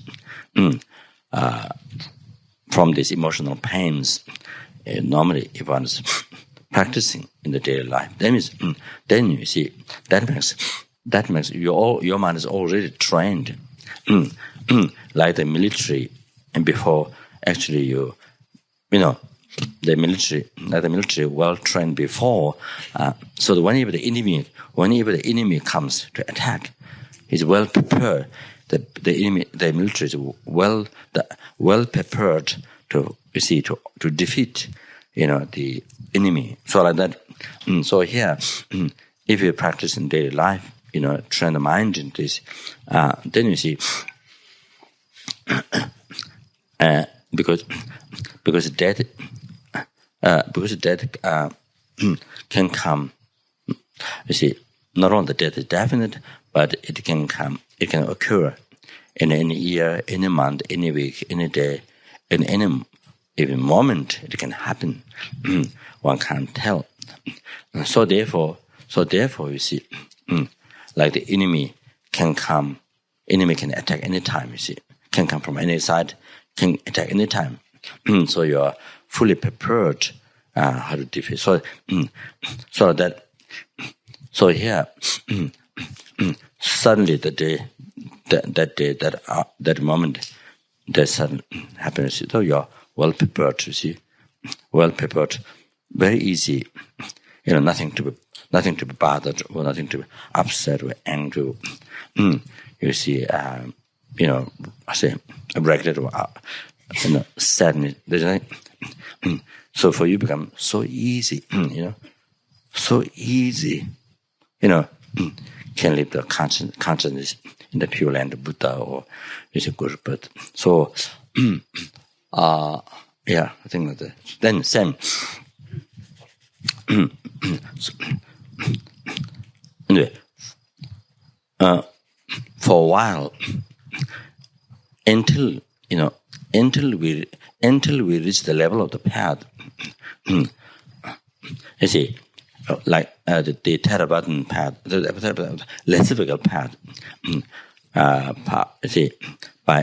by achieving the renunciation of samsara, this realization, and then you enter the path. Without bodhicitta, you enter the lessifical path.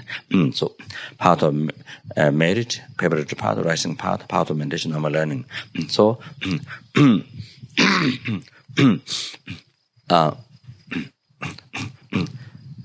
so when you achieve by achieving the path of meditation, then you remove the delusion, and the simultaneous born delusion. So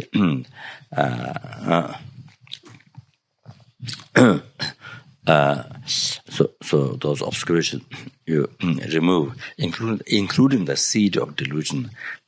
So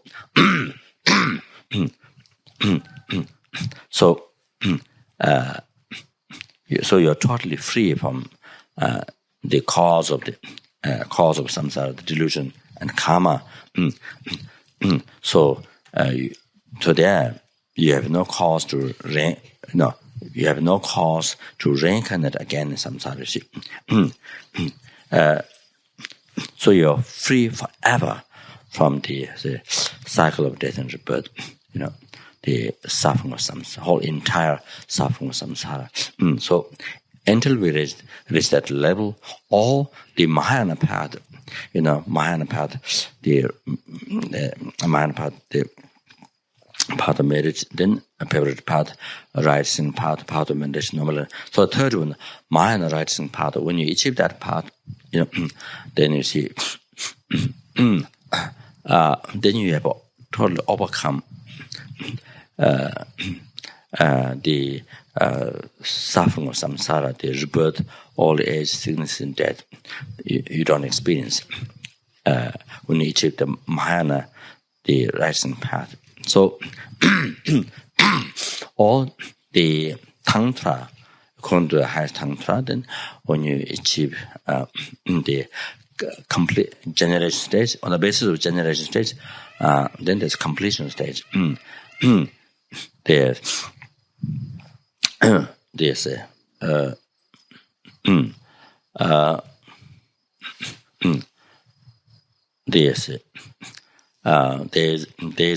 isolation of body, isolation of the speech, isolation of mind.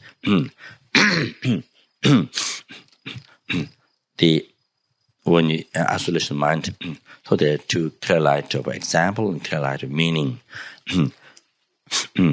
After achieving clear light of example, you achieve clear light, you achieve impure illusory body. After achieving clear light of meaning, you achieve the clear light of you achieve pure illusory body as a result. So when you achieve the clear light of meaning,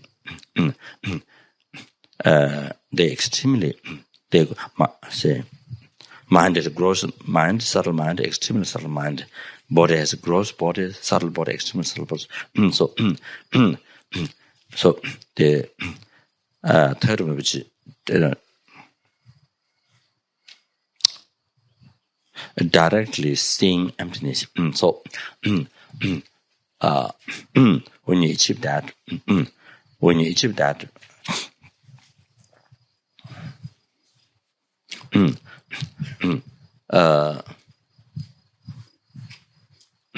then again here you have overcome.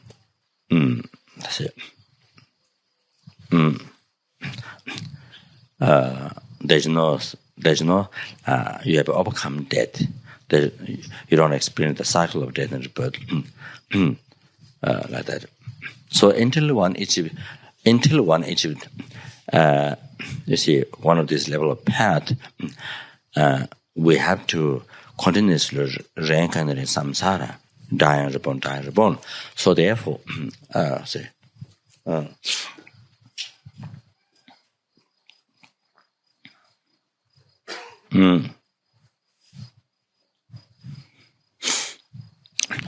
so here, so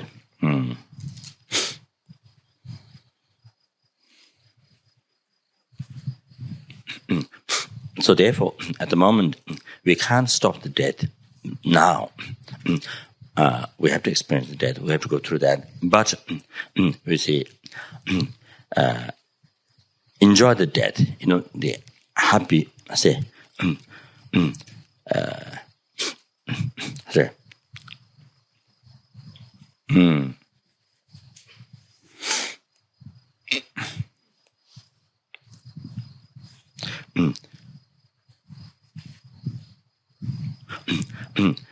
If you died with the attachment, put it this way, if you died with the attachment without letting go, if you died with the attachment, then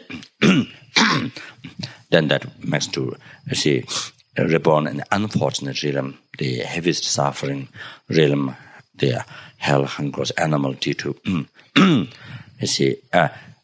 past negative karma. Then also the delusion. We also see we died with anger, attachment, jealous mind. This is it. With these delusions, then makes to reincarnate in the lower realm. If you died with those negative thoughts, so basic thing is most harmful thing is that when we die is the attachment. So so what I say? Then of course that if we're able to let go by meditating,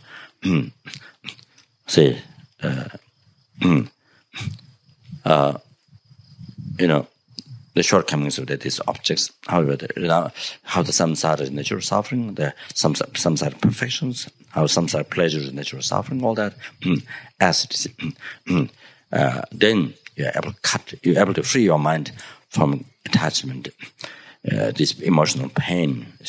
So then you are free. Your mind is free.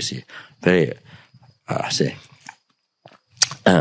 even you are experiencing death, but your mind is free.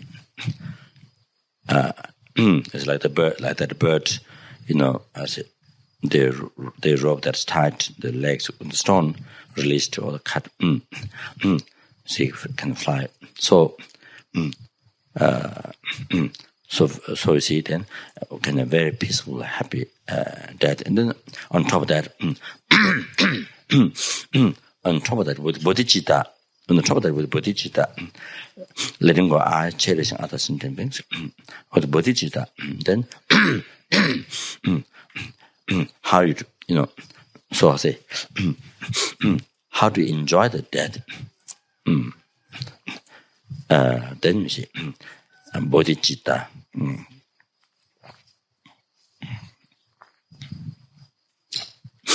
The other things.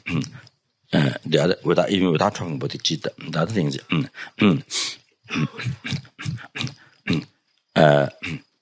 that you have full confidence, and that you won't be reborn in the lower realms,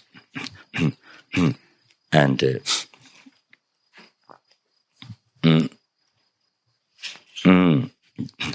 definitely that you will have very happy rebirth, that you have full confidence, that you have very very good rebirth, very good future. You have full confidence. See, so it's just changing. Leave this old body, which has sickness, whatever. Leave it and take. You see.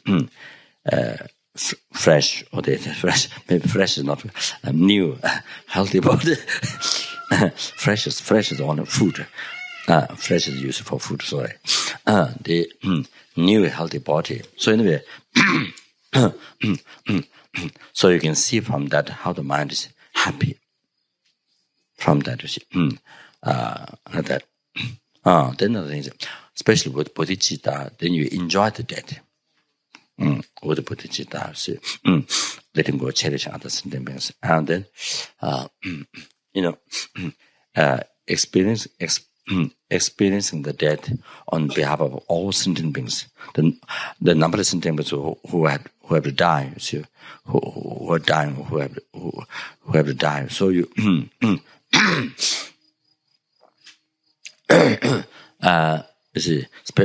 particularly experiencing death on behalf of all the sentient beings, taking everyone's death on yourself and your experience for numberless sentient beings, and let them to have all the happiness, let them to be free from suffering of death, and after enlightenment, all the happiness that have. So this, this voluntary mind, as I mentioned the other night, voluntary mind that dedicated yourself,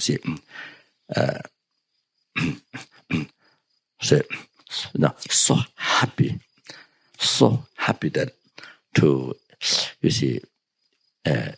experience the suffering for others, to experience death for all the sentient beings, numberless sentient beings. So, so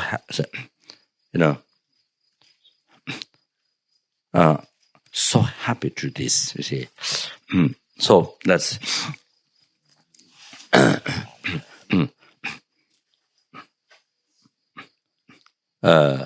on the basis of how sentient beings are so much suffering, and on the basis of realizing how sentient beings are so precious, how they're so kind, so precious, from whom one receive all one's own past, present, future, all the happiness, So on the basis of that, and then that makes to rise compassion and the loving kindness, compassion to be freedom from all the suffering causes, and loving kindness which them to have happiness, and to cause that by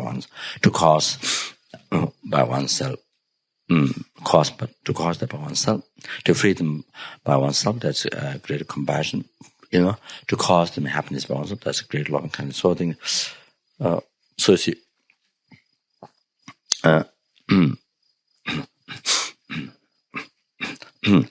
so from,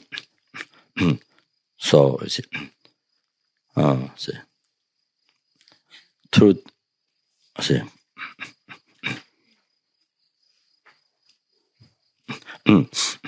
the basis of this fundamental understanding, then comes the enjoyment, the able to experience death for others, balance for others also. And so, I think more you cherish, more you cherish others, more you think how others are so precious, then I think more happier, you enjoy more the death, you enjoy more to experience death for others and them. So psychologically it works like that. Then of course, so dying with bodhichitta, what his Holiness calls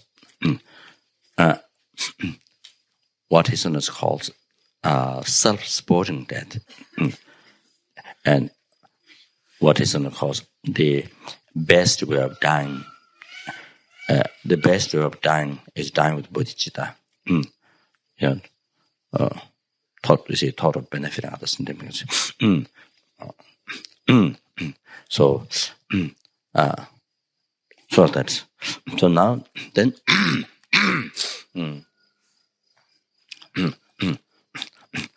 So here with bodhichitta, dying with bodhichitta, thought of cherishing others, benefiting others, then you're using the dead. You're using the dead, to achieve enlightenment. You're using the dead to achieve enlightenment.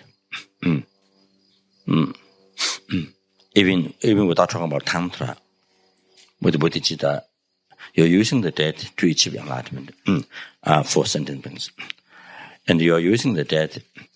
It's this way your experiencing death become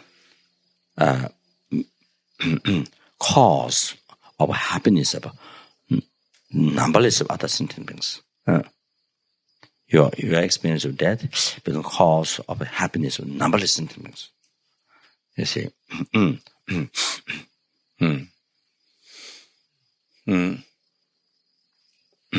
because it develops bodhicitta, So you see, your bodhichitta brings all the happiness, this life happiness, future life happiness, all the future life happiness of sentient being, liberation from samsara, enlightenment. You see, numberless sentient beings, they receive all this happiness from your bodhichitta. So when you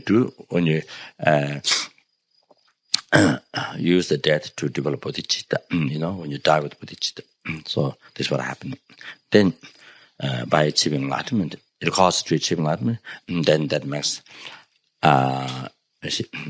you to do perfect work towards the numberless sentient beings. You see,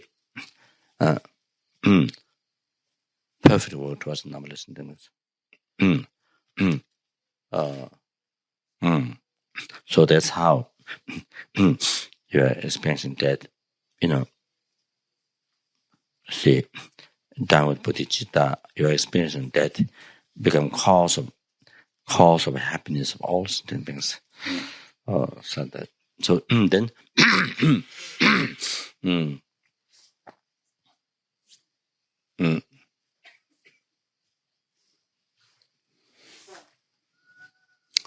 then say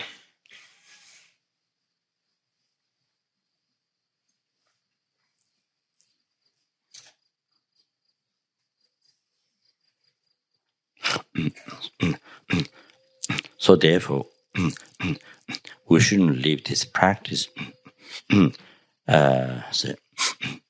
including that is utilizing the power, experiencing this, the bodhicitta, utilizing path to enlightenment.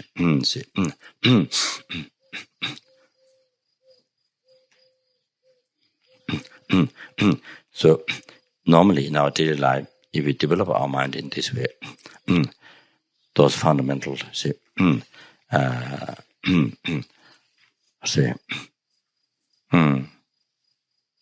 those fundamentals, the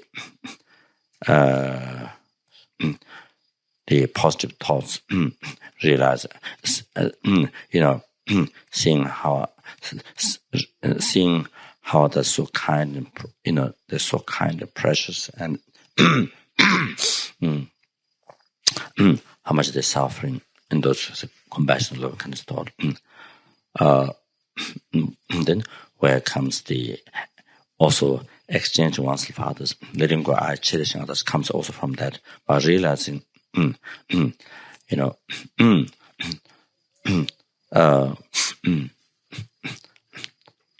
not only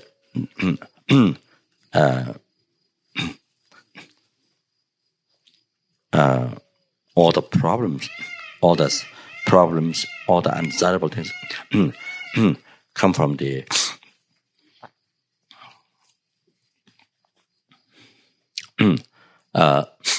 self-cherishing thought, and that means all this coming from the I.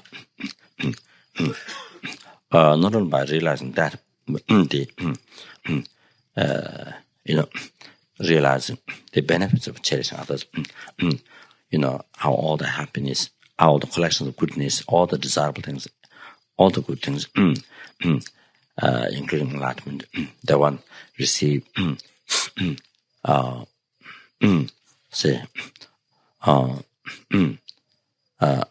all this which comes from bodhicitta, one receive from the sentient beings. So knowing them, so precious. So then that encourages, that makes desire, that makes to decide, let go I, cherish others in them. Let go I, cherish others in them. So that so in our daily life, training this,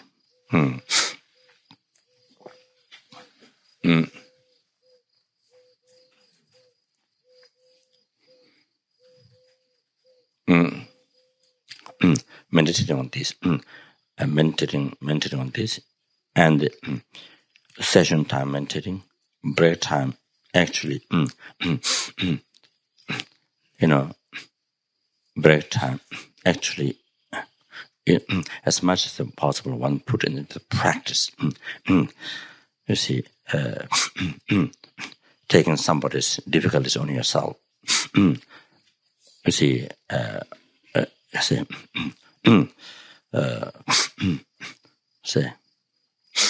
not giving the easy thing for the other, and then what is it? Not giving. I say, what is it? Oh, I made a mistake. No, you are. It's something that is difficult. Something say. Your problems give to others. You know, maybe that's one way to say. You give your problems to others. Well,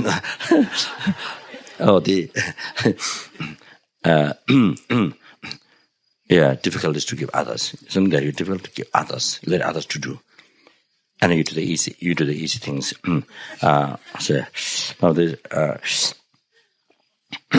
That is according to self-cherishing thought. The activity of self-cherishing thought. But in session time, meditate. But see, when we actually deal with the people, working with people, living with people, then put in the practice whatever one can.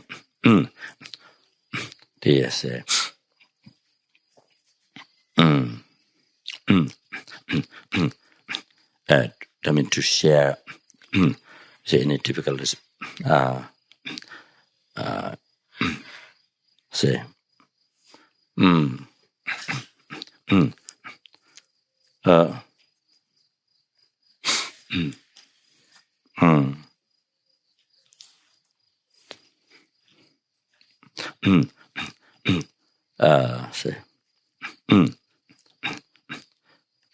That person some difficulties, some hard work, something that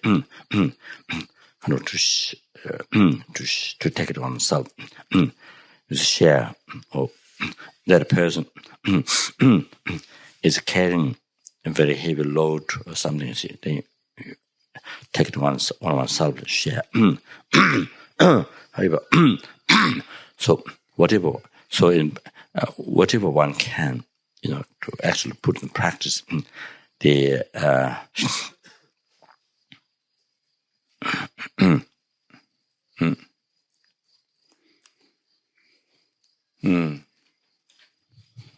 swallow that.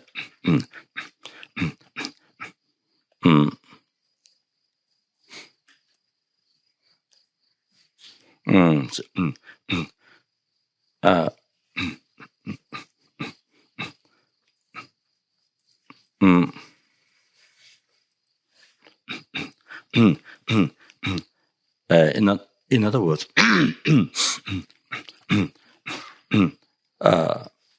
say,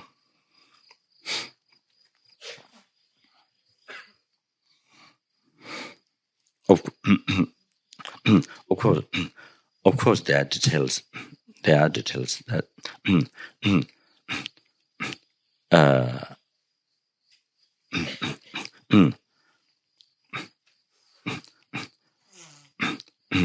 when we do thought transformation practice, there's also need wisdom. There's also need wisdom along with that. For example, say,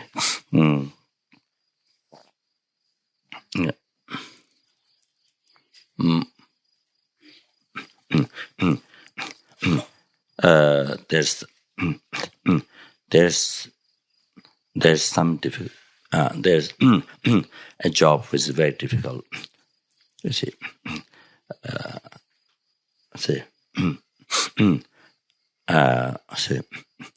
the person has gone through a lot of confusion or a lot of hardships or some problems.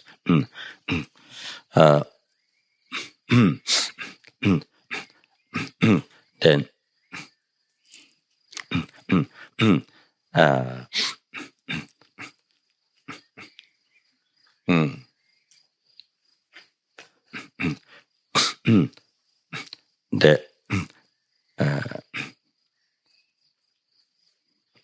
there's somebody, you see, who's able to, who can accomplish that. You see, who can accomplish that, able to that work, accomplish that. Then that oneself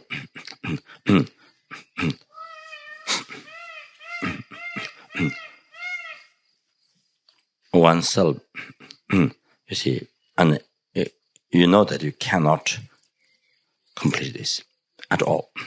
You see, you know that. And then, this thought transformation practice, or I'll take it on myself, thinking that, this, thought transformation practice. So, I'll take this job on myself.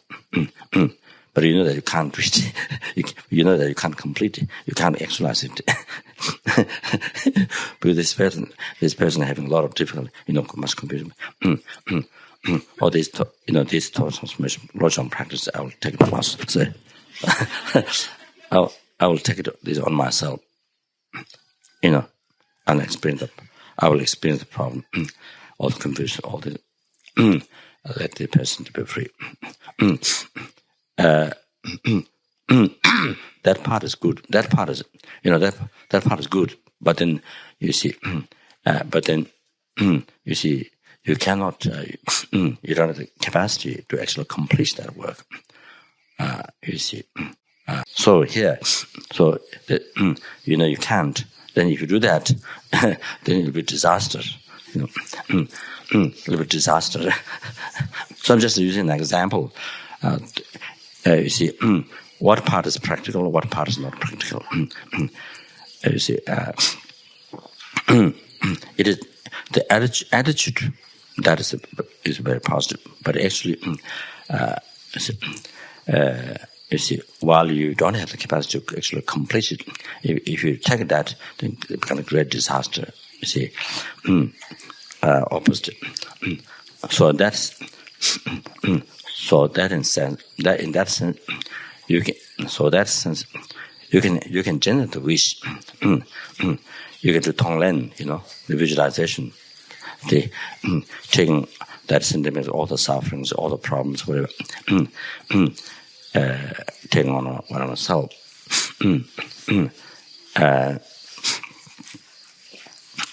Giving all the merits, happiness, all the result of success, everything,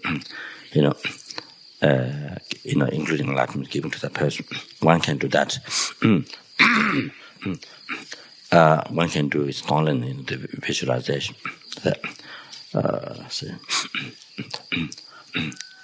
So in this case, to take that as from oneself, while one knows that one cannot, that's going to be a disaster. So then, so in this case, you see, in this case, right decision is, you practice that mentally, but right decision is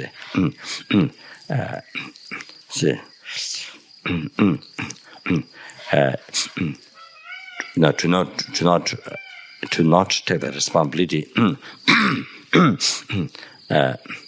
You see, that somebody else who can complete that. That oneself cannot do. Oneself cannot do at all. Only great disaster. So here what I'm saying.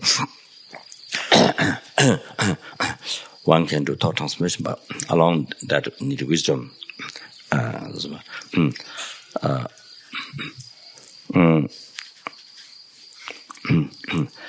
So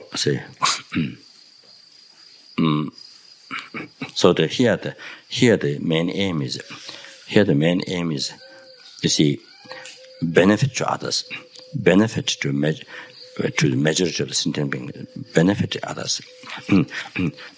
So on the basis of that, then you are making decision. You see, whether you want to do it, whether it can be successful or not. You see, so using wisdom, judging. You see,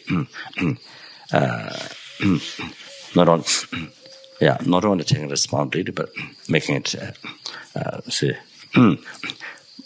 So making decision by analyzing with wisdom that can be what can complete or not.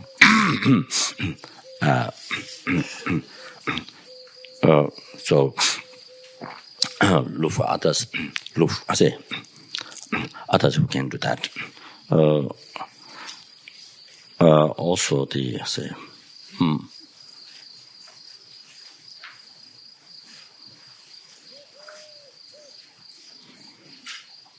similar example.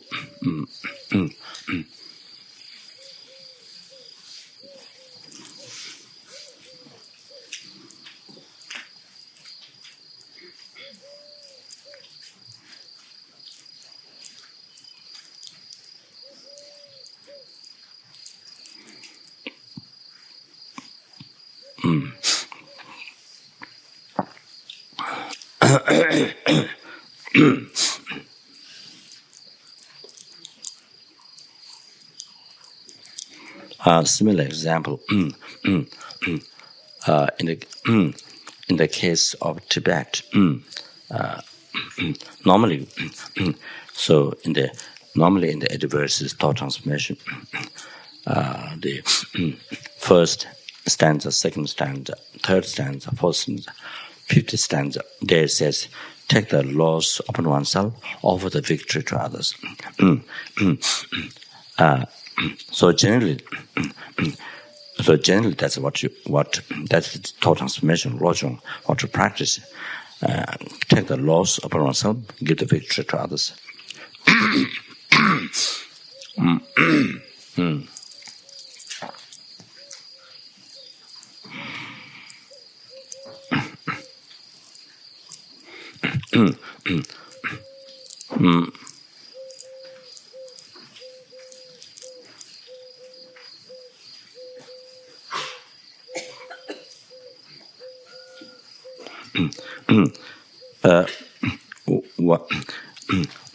Oneself, generally speaking, oneself in any individual cases, like that, that's the practice. What should be done.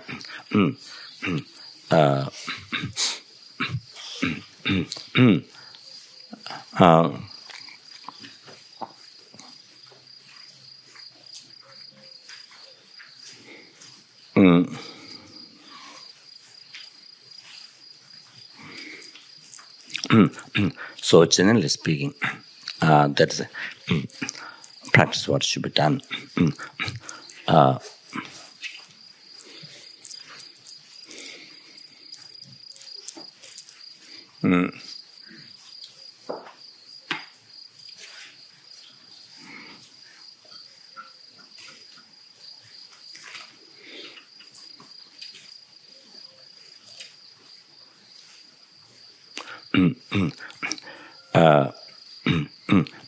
This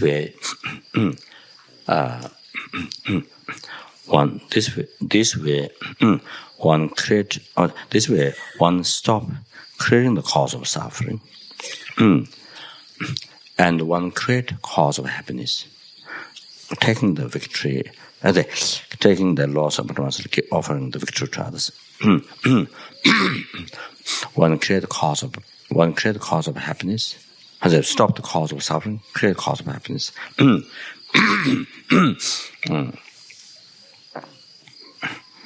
That by giving happiness to that person, by giving victory to that person, you see, makes that person happy. So then you see, from that good karma, you have result happiness, success in the future. You have a result from that good karma. You have a result success in the future, in many lives, not just one time success, but in 100,000 lifetimes you will have success from this one good karma. Making that person happy, you see, offering victory to that person, taking the loss upon oneself, and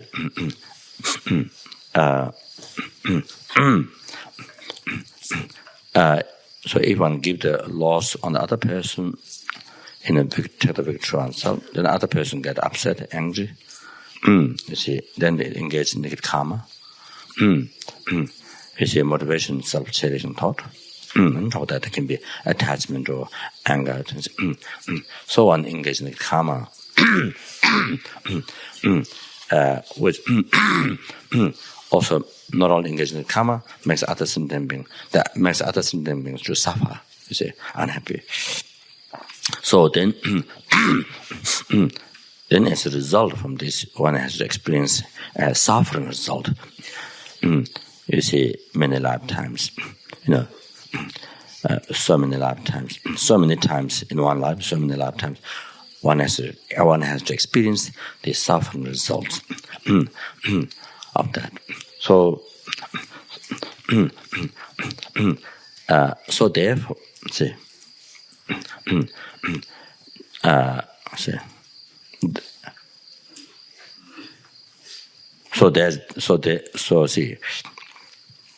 so therefore, by giving the victory to others, by taking the loss on oneself, so you don't create this karma with self-cherishing thought, with this attachment, then also the other sentient being doesn't become unhappy or upset or angry or, suffer. And then one doesn't have to experience all the suffering results that you see many lifetimes, so many times in one life or many lifetimes.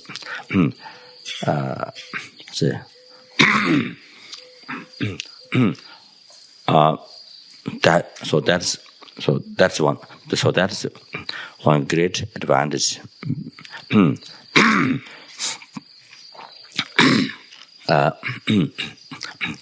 So absence of that is, peace, peace and happiness.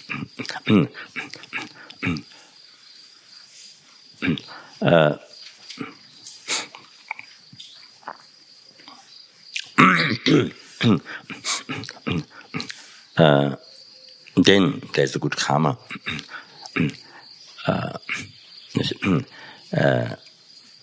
Done with it, with positive attitude, and then making the other sentient happy.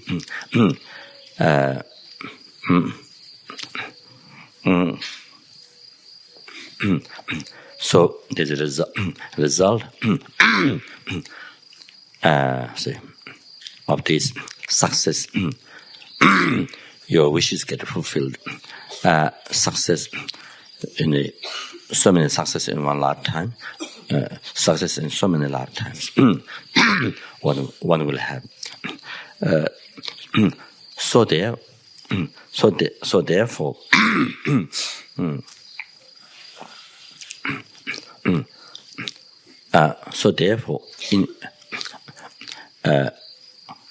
what has appeared in ordinary people's view. So you lost, other person win because you get the victory to others. So what appeared in the ordinary people's view, like that, you lost, other person win. But in reality, you see, in future, within the future of this life or life of this, so many lifetimes you will have success. So much happiness, success from that. So, so many lifetimes you can enjoy. So you see, in reality, by doing this practice, in reality, so actually you win.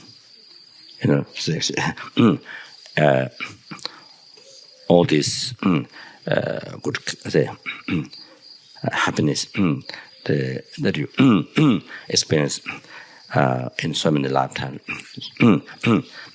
So you win. In reality, you win. Say like that. So and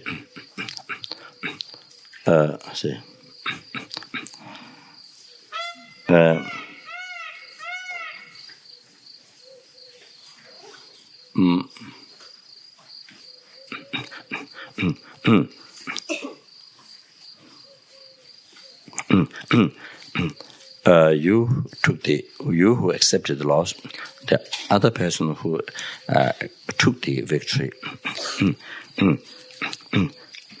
So, in reality, that person lost, you win.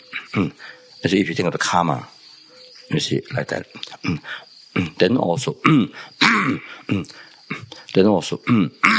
as a Kadamba Geshe, Lang Tangpa, as a Kadamba Geshe Lang Tangpa explained that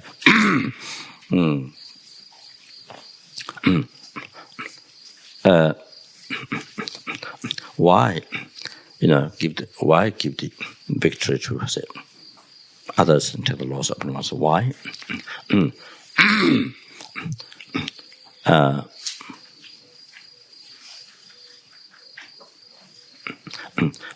All the sufferings come from me, come from I, and all the happiness, come from others, come from the other person, come from that person. So therefore, you see, that's the reason why taking the loss of myself, offering victory to the other person, other sentient being.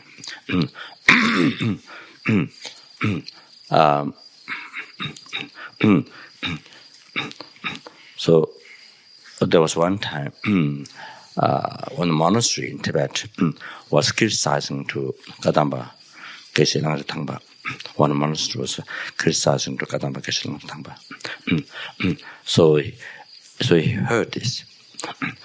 So one day, Kadamba Geshe Langri Tangpa, he went to the monastery with all the offerings to the monks.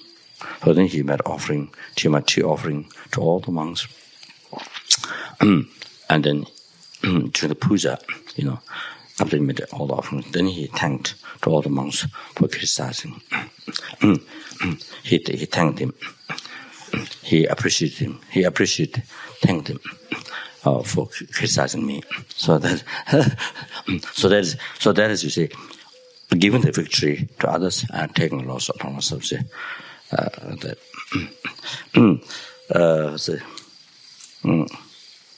So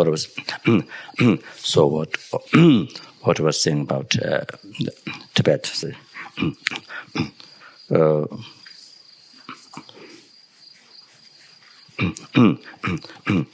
it's not generally one had to practice this verse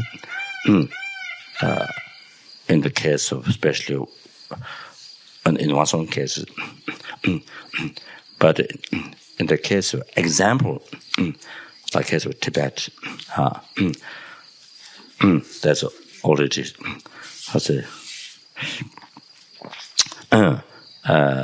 taken away by, occupied or taken away by, by common Chinese, you say, like that.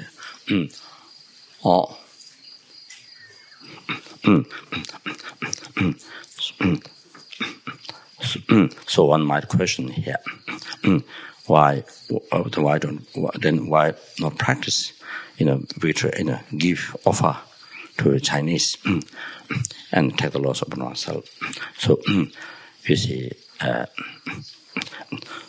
so when it comes global, or again, case of Tibet, an example of that. See.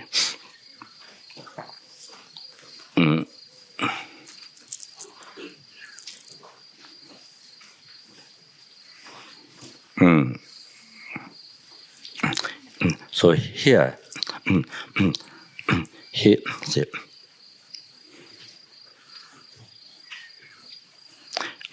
Here, if you do, here, if you do this, here, if you do that, say, if you use this thought transformation there, of course, of course, there's total transformation, practicing patience, to the communist Chinese practicing patience. There is total transformation there. But in the case of taking, giving, victory to others, taking loss upon oneself. So here, you see, here if you do that, then you are making. Here if you do that, then you are making mistakes. In this case, that means the Tibetan people,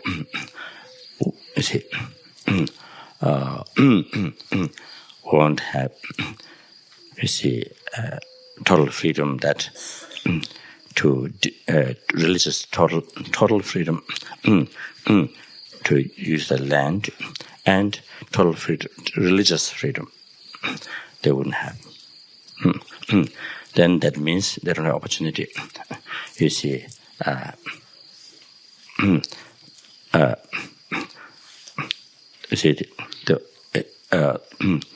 The whole people in Tibet to say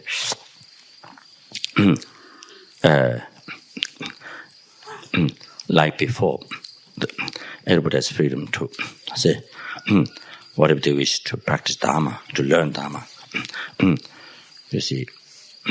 To maintain some uncountable numbers, maintain the mountains, exercising path, and studying the monasteries. All that is the incredible freedom what they had in the past. They wouldn't have. So that affects the existing, the teaching of Buddhism, the Tibetan Buddhism. It affects the existing. To develop, it affects that also. So, however, therefore there's a very, if you use this in this case, there's a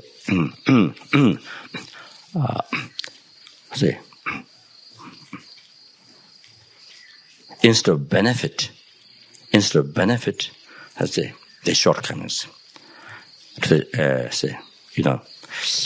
Opposite to benefit, you see. Like that. They don't receive the Tibetan people, particularly living in Tibet, they don't get all those benefits which I mentioned before.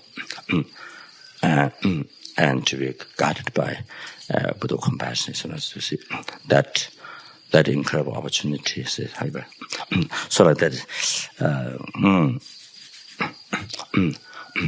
So that's why I'm saying.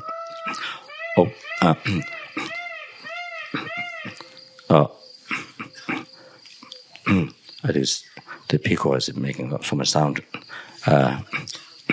I think people could not bear that ongoing, that I'm talking ongoing. So I think, so anyway, that's why Iswana says,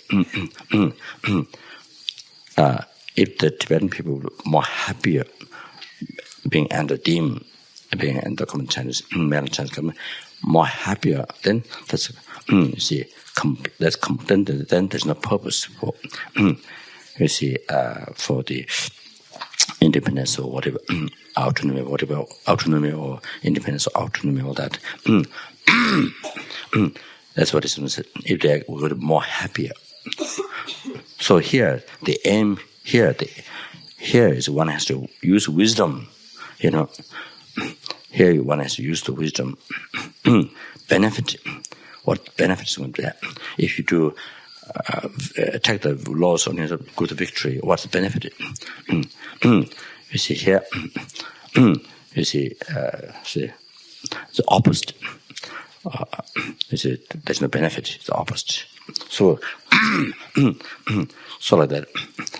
So I was just using an example, and that is just a side talk. But one has to use wisdom. What I'm saying, that otherwise there's a possibility to make great mistakes in the life, especially I think even in individual case sometimes you see it depends on the I think the matter. But especially dealing with the public, as dealing with the many people, I think. So anyway, like that. So you have to have wisdom before the practice. You have the wisdom able to judge. You see, harm or benefit if you do this practice. The decision, if you do this decision, if you take this decision, harm or more harm or benefit to the people. So I think that's what. That's I see. With wisdom, seeing that, then you decide what decision to take. So here, what is as soon as Buddha of compassion, basically. The decision that Islam is making is this way. It's not that Islam is it's not that Islam giving these teachings but not practicing that. So it's not that.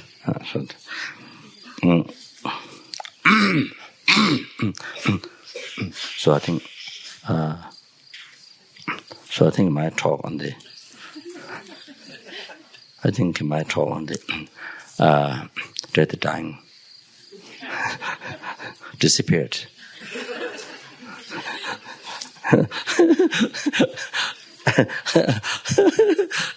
It disappeared. Anyway,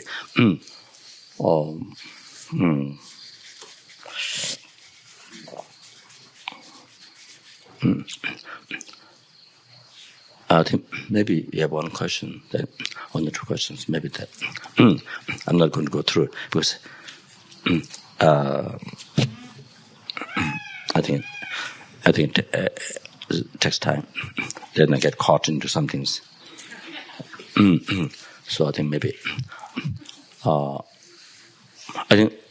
think that I mentioned.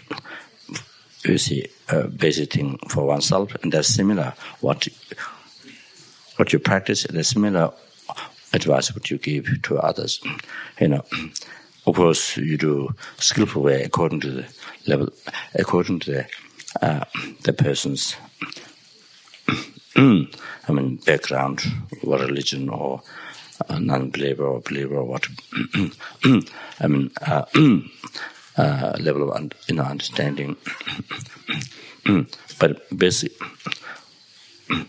But I think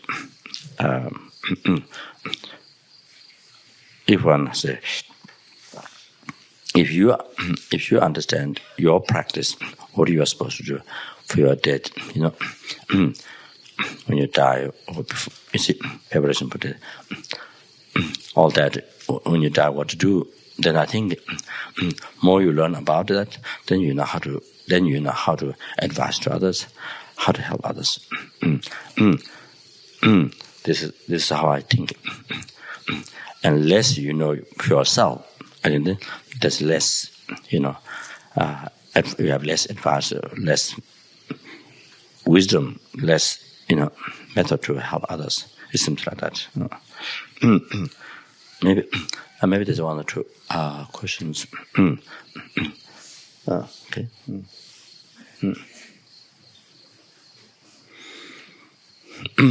Sorry, I was going to go through, but blocked. Yeah. Well. Big problem for many of us of my age is our parents have no experience of Dharma. and it's difficult to. I mean, yes, the more we practice ourselves, the more advice we can give them, but maybe their minds are closed, or it's difficult for them to hear what we have to say. You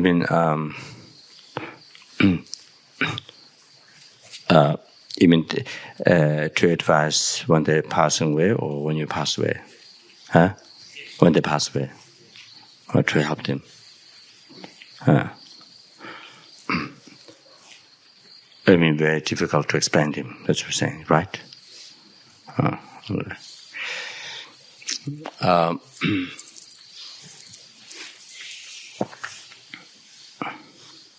Generally,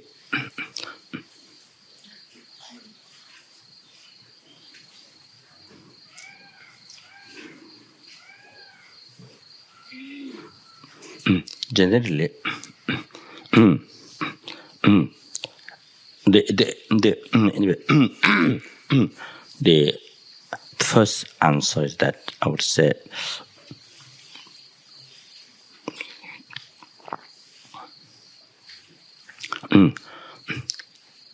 we don't have omniscient mind.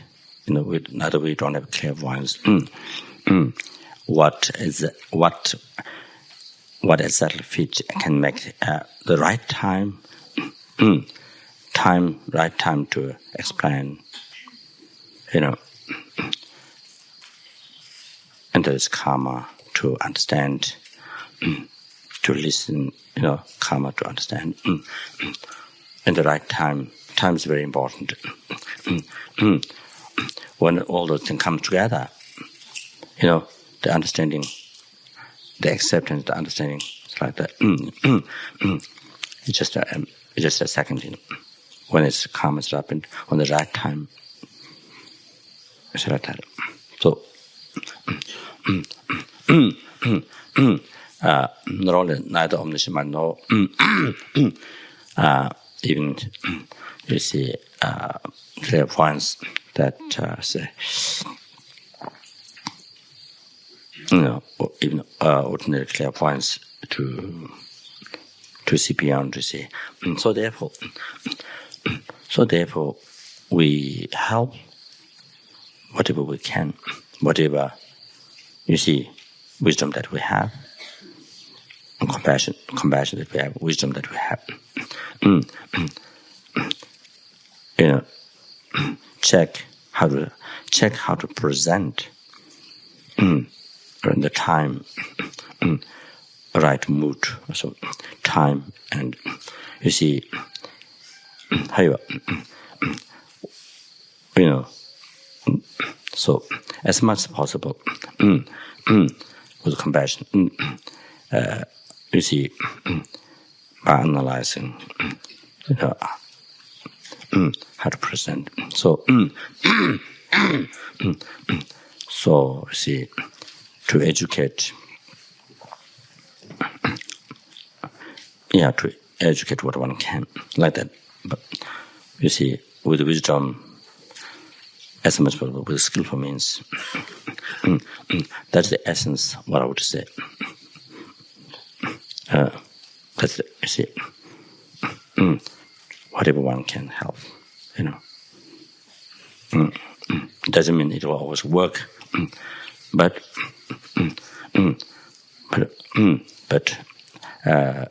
you see, skillful way. But anyway, by using wisdom, by analyzing, try to help. So that, and then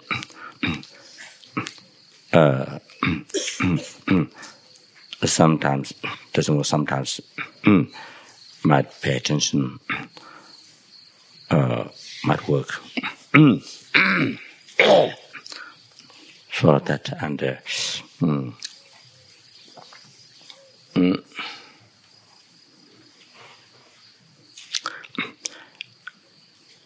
I think related to the parents, I think most important thing is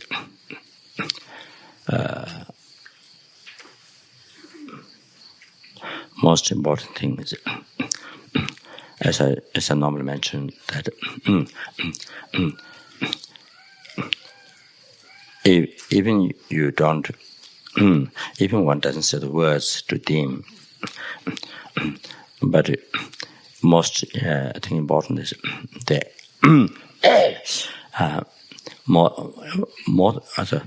more important the words. More important than words is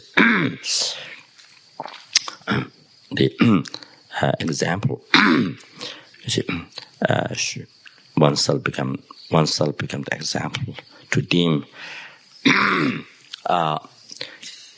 The kindness, compassion, the kindness, tolerant, loving them, caring them, loving them. I think this, if they see you have a warm heart to them, I think then with these qualities, then the words comes out.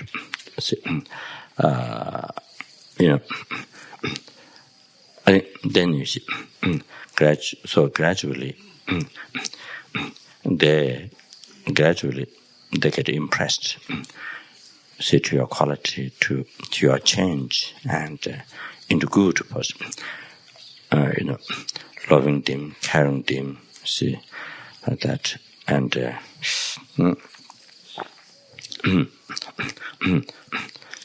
so then this they see you all these qualities. Then even without you need to, even without you explaining to them, they will ask you,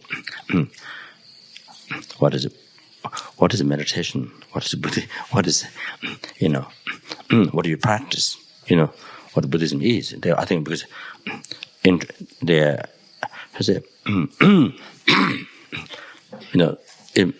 it made their mind happy. You see, they are surprised or astonished. They're happy with you. So then, the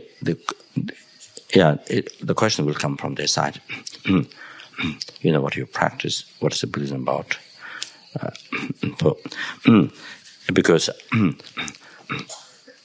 I heard in the past stories, you see, students that our students that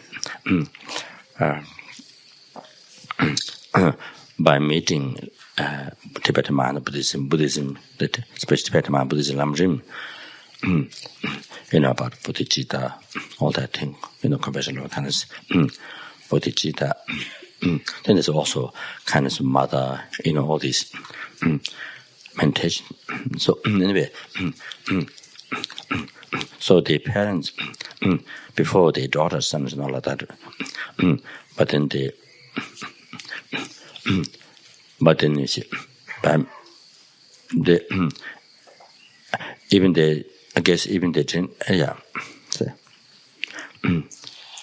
even they didn't have interest to Buddhism, but they see total change. The person become much better than before. Their daughter, son become much better. They can definitely see that. They receive more care, more loving from them, from their daughter or son. You see, and tolerant, very beauty, the beauty inside, beauty of the mind. So then sometimes I heard they say, I don't like the Buddhism, but I say, I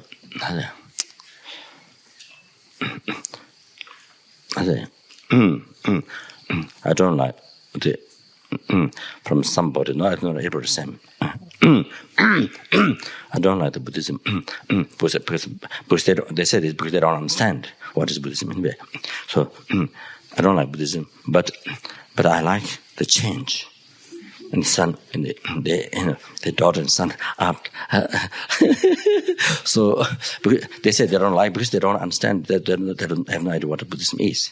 So that's because you see maybe there are other beliefs and that just this is what they label. See, so it seems in my past experience many they very happy when this, even the neighborhood Dharma books or meditation makes them very happy when there's daughter, son, you see qualities, these good qualities develop, this change, and see happy also. Because these good qualities, when it's developed, they see them also wanting happy. They see them very happy. I think it seems in the West, it's very important. In the West, you see, when they see daughter, son, before they met Buddhism, they practice meditation. You see, not happy, so much problem, so much, dissatisfaction, so many problems, so much unhappiness. So then, after they practice Buddhism, meditation, so the parents, they see their daughter, son, so much happiness, more smile, so much happiness. When they see, enjoying so much happiness, you see, then this really clicks in their mind. I think then they really wonder, what is about Buddhism? So make them happy, and they're not happy. See? So then I think, so it makes question about Buddhism, and they want to learn meditation thing. So I think there's also this issue. I think the words, I think this issue seems more important than the intellectual words. So this is basically what I think. So helping the parents. Is this, you think? Oh yeah, maybe you have something to say. Well, I was going to tell a story about when I was going to night nurse. I had a duty looking after this man who was Dutch. And when I arrived, the previous nurse told me if he gets really anxious or something, you can give him this drug under his skin, So about 5 minutes later after she left, he got really anxious. So I got out the drug and I gave it to him, and nothing happened. So he was really, really anxious, and he was just tossing around all over the bed. And I found out from his family that he was a fisherman. So I reckoned that he was, seeing the vision of all the animals he had killed, and he was really, really upset. And, usually the drugs don't work anyway at this time, right before death, because the liver isn't working, so they can't use the drugs anyway. So his sister from Holland was sitting on the bed, and I sat on the bed, really large bed, and his wife had gone to sleep. And I started talking to his sister and to him as if he was alert. Of course, he wasn't alert. He was comatose.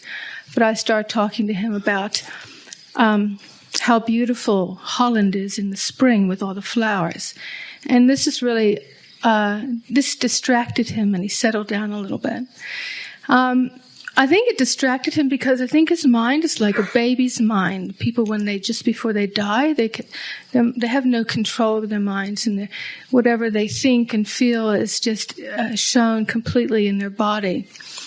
So, anyway, I distracted him with talking about the fields of in Holland and all the beautiful flowers. And then I said to him, you're surrounded by love here. Your family loves you dearly, and I know you love your family. And I said, and I knew he was Christian, probably Catholic or something. Anyway, I said, and God's love is even better and bigger than that, and He forgives you for everything that you've done. I said, and not only that, but the flowers in heaven are so much more beautiful.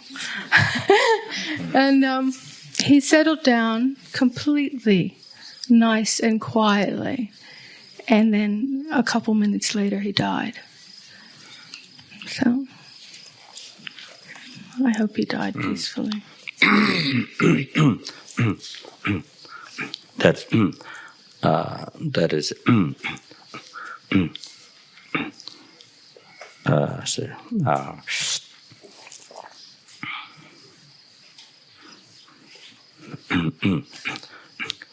so in the place of the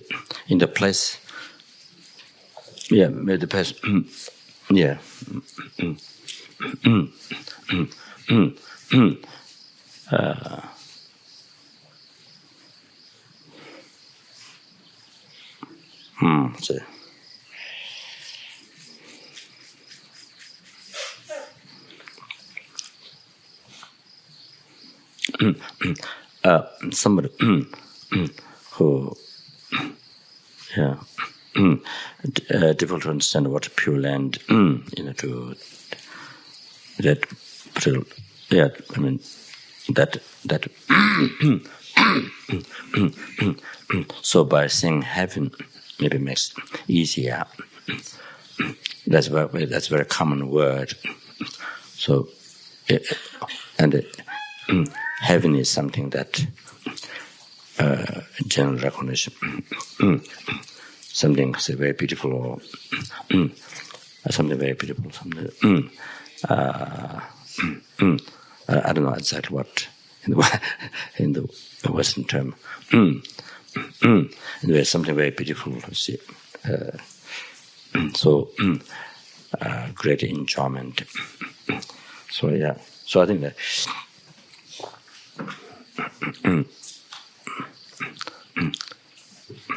It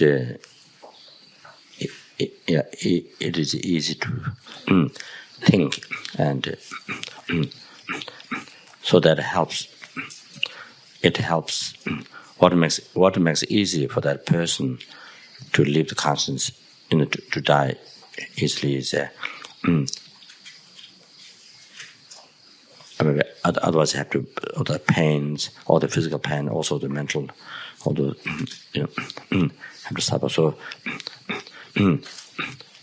so that helps. So that helps. See.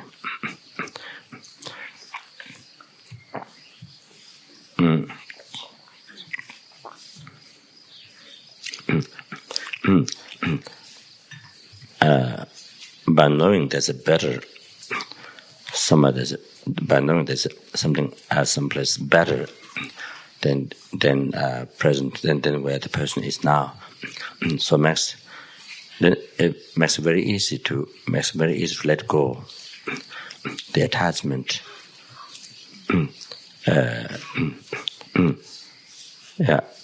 To the present world. Makes it very easy to let go, to give up this and not to have that, to let go attachment to this. Then, see,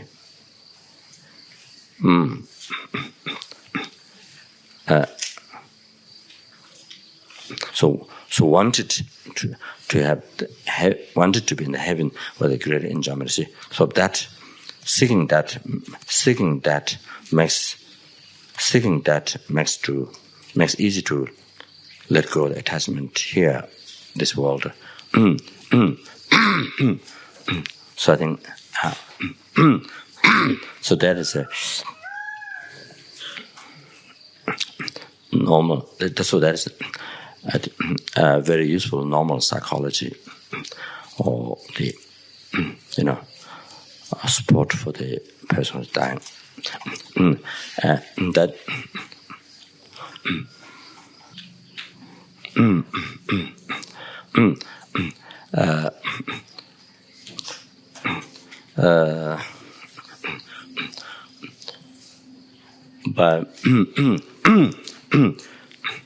by mentioning, say,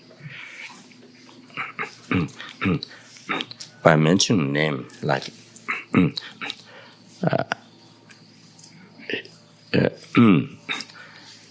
I think in the West, they say they think Shangri-La. There's somewhere at the Shangri-La, something very wonderful. That's something I heard. Anyway, however, by mentioning name Shambhala or the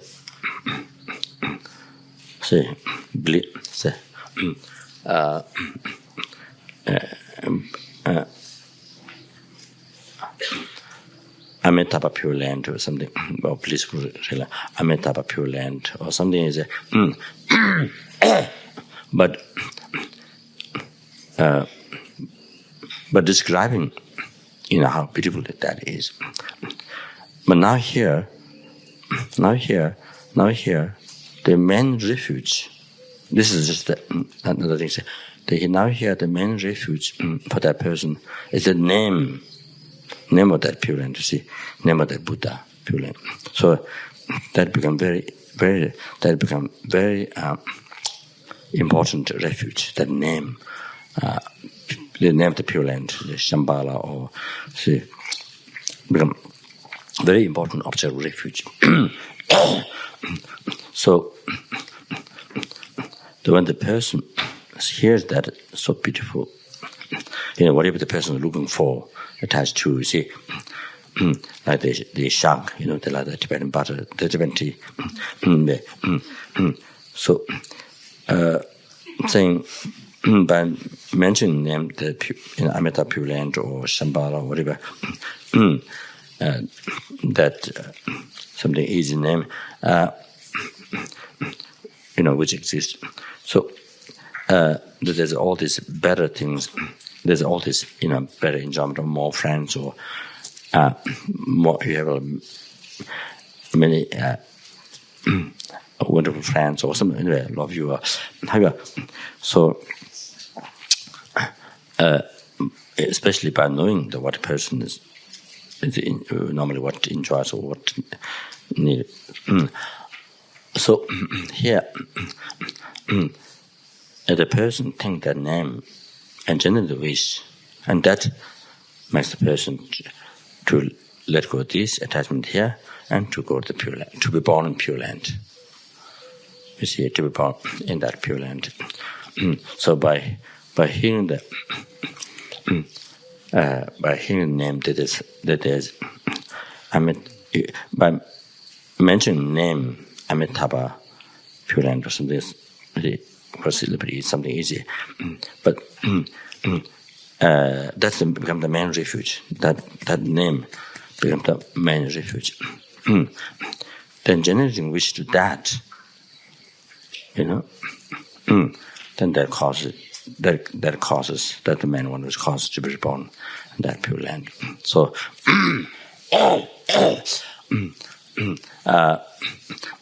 but I think sometimes, because some people can mention heaven, probably there could be like Deva realm, like that. Or I see, but for some people.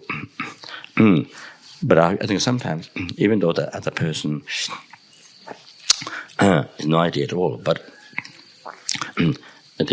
by mentioning a specific name like this, and the main thing is describing how incredible enjoyment it has.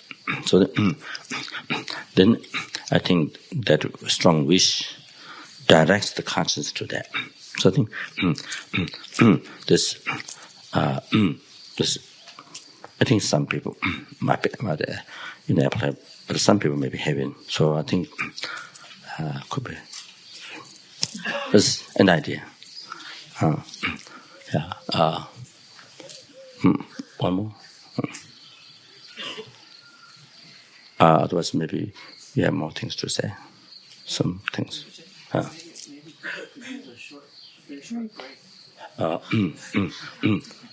think. You want to continue, or we can break and continue afterwards, or maybe that's it today. Continue. Nah. We want to continue. What? After break. No, but I mean, no. We stop today. There. No.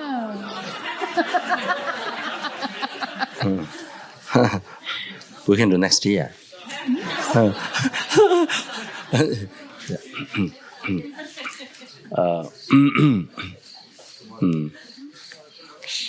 Okay.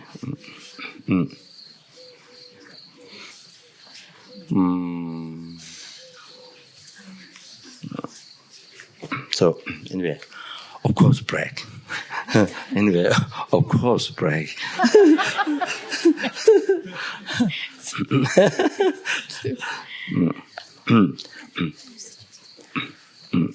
Whatever they need break. Then I think maybe I'll then see what thought comes. Maybe we can continue or get enlightened.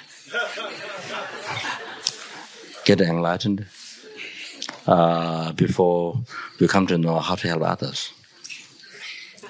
I'm joking. No, I'm joking.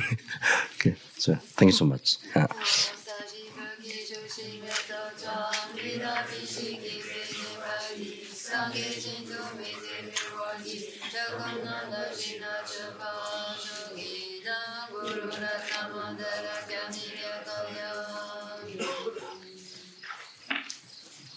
창조 심조 rinpoche 마제와는 제주지 제와년밤 권의 공도 패화를 쇼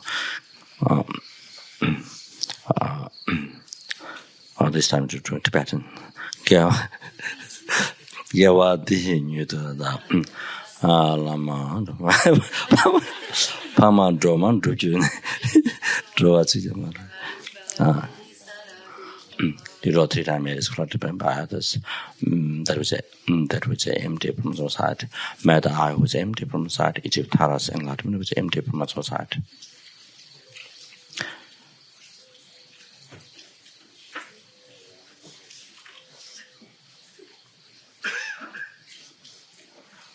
Lead all the sentient beings who are empty from their own side to that enlightenment which is empty from society. By myself alone, who is also empty from society.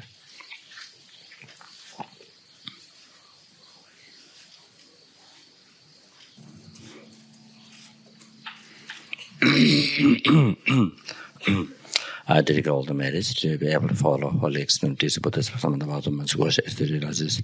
I dedicate all the merits to be able to follow. I dedicate all the merits in the same way as 3 times the Buddhisattvas dedicate their merits.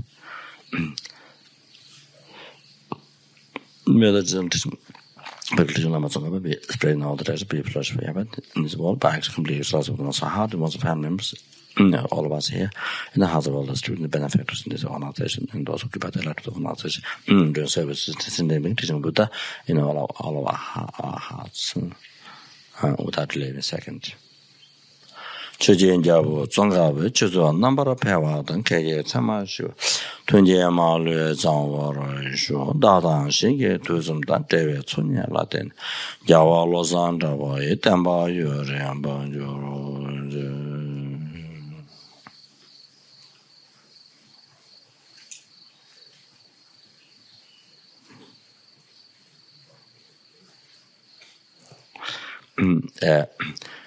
and those who have received teachings from Gomo Rinpoche in the past, Rinpoche's the consort or the wisdom mother, who was 87 or something, passed away. I think maybe this morning, 6 o'clock, in Salt Lake. So I guess she had heart, say, maybe the doctor said that she had heart attack. Did some surgery, but then I think the doctor wanted to do again because maybe I think it didn't come back to function. So doctor wanted to do more operations. So then I think daughter Angela brought back to home.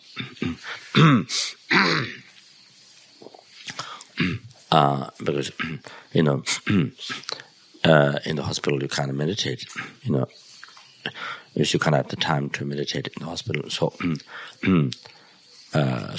due to those reasons, brought back to home. So I think 3 days. She didn't.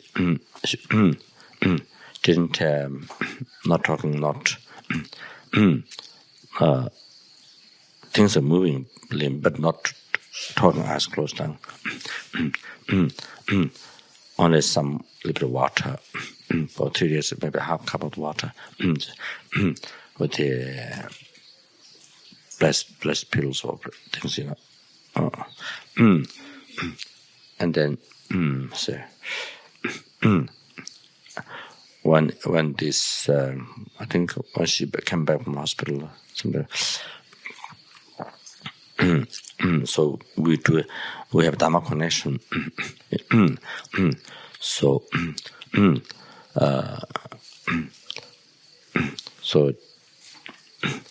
I recited by telephone the material, the mantra, and her root guru is also his own Sentient Rinpoche. And then I remember material Buddha, another mantra I recited in her ear. These 3 mantras, and then talk to her. She is the daughter, the other daughter. The two Rinpoche had 2 daughters. One is Pamela, the elder one. I think she's as the head of the Tibetan there. I think also works for the government. I think. And so she said her face when I was talking to her by telephone, by putting phone in the ear, so face little change with the mouth, moved a little bit, something like that, and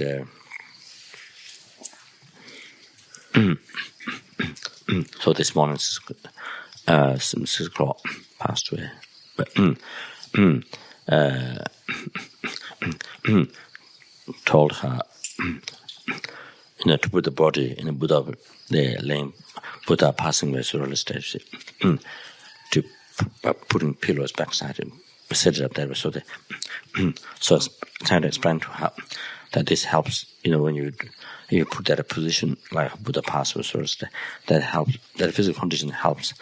Easy to rise. It's easy for the mind to rise. The virtuous thought. Easy to rise a virtuous thought. It helps, and then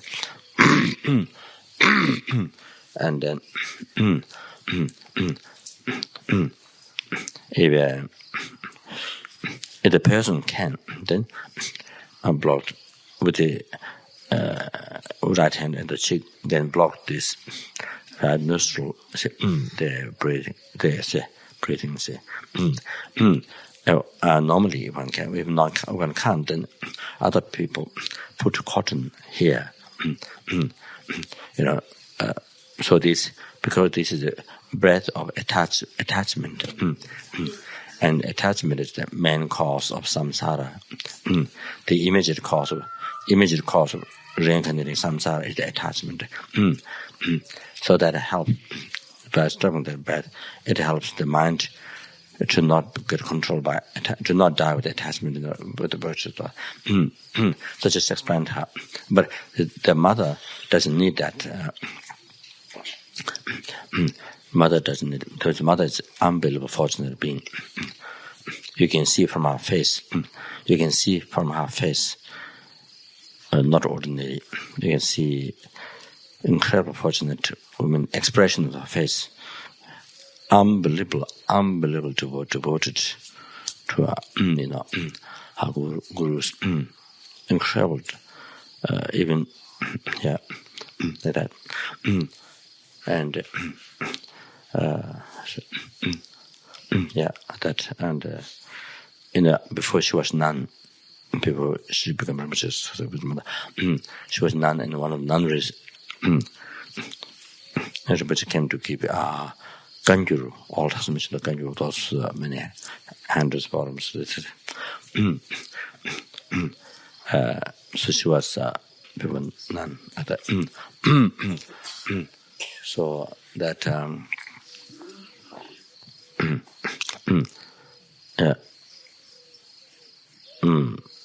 always, I think not even once, no break even 1 second.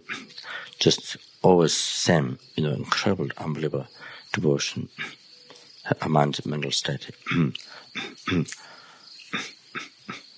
And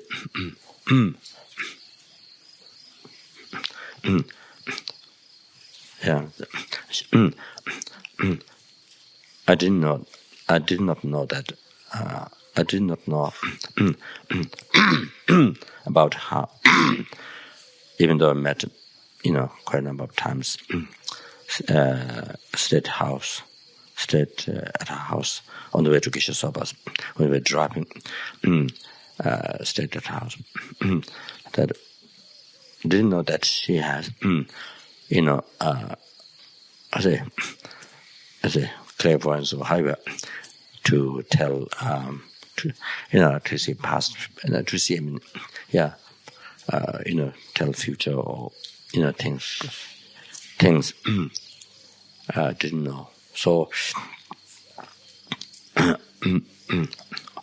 second time when we stayed at the house, she advised from I think the Tsala, the Tibetan nun, who built a couple nunnery, who translated many centers.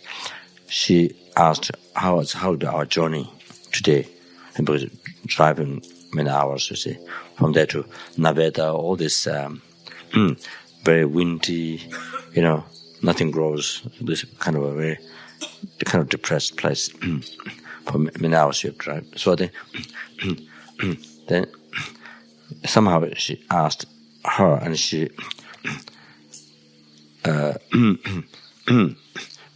maybe she was doing mala more. Maybe she saw that it had heard before. I'm not sure. Anyway, asked whether maybe prayer is a good journey or something like that. So then she said, today there will be a very wind. There'll be very windy in the road. You have to hold the car like this. It'll be very windy, and maybe some danger to hit the rock or something like that. So what happened was that's what she said. So when we're driving through Naveda, or I'm not sure this, where no green, nothing, very windy. So strong wind. So exactly what she said, had to hold the car, so strong wind. So exactly happened. So then, that's how I found out that she could. That's how I found out she could tell things. Then asked her a few questions on Dharma or something. Meet, Kitty Sentient Rinpoche and things like that. And she, what she explained was exact. What it was very precise, exact. So then I asked, many other questions about the Mitra project. Then became more questions. So she had a great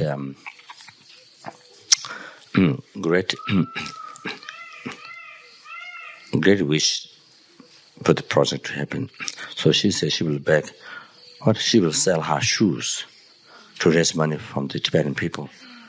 She will sell her shoes to raise for the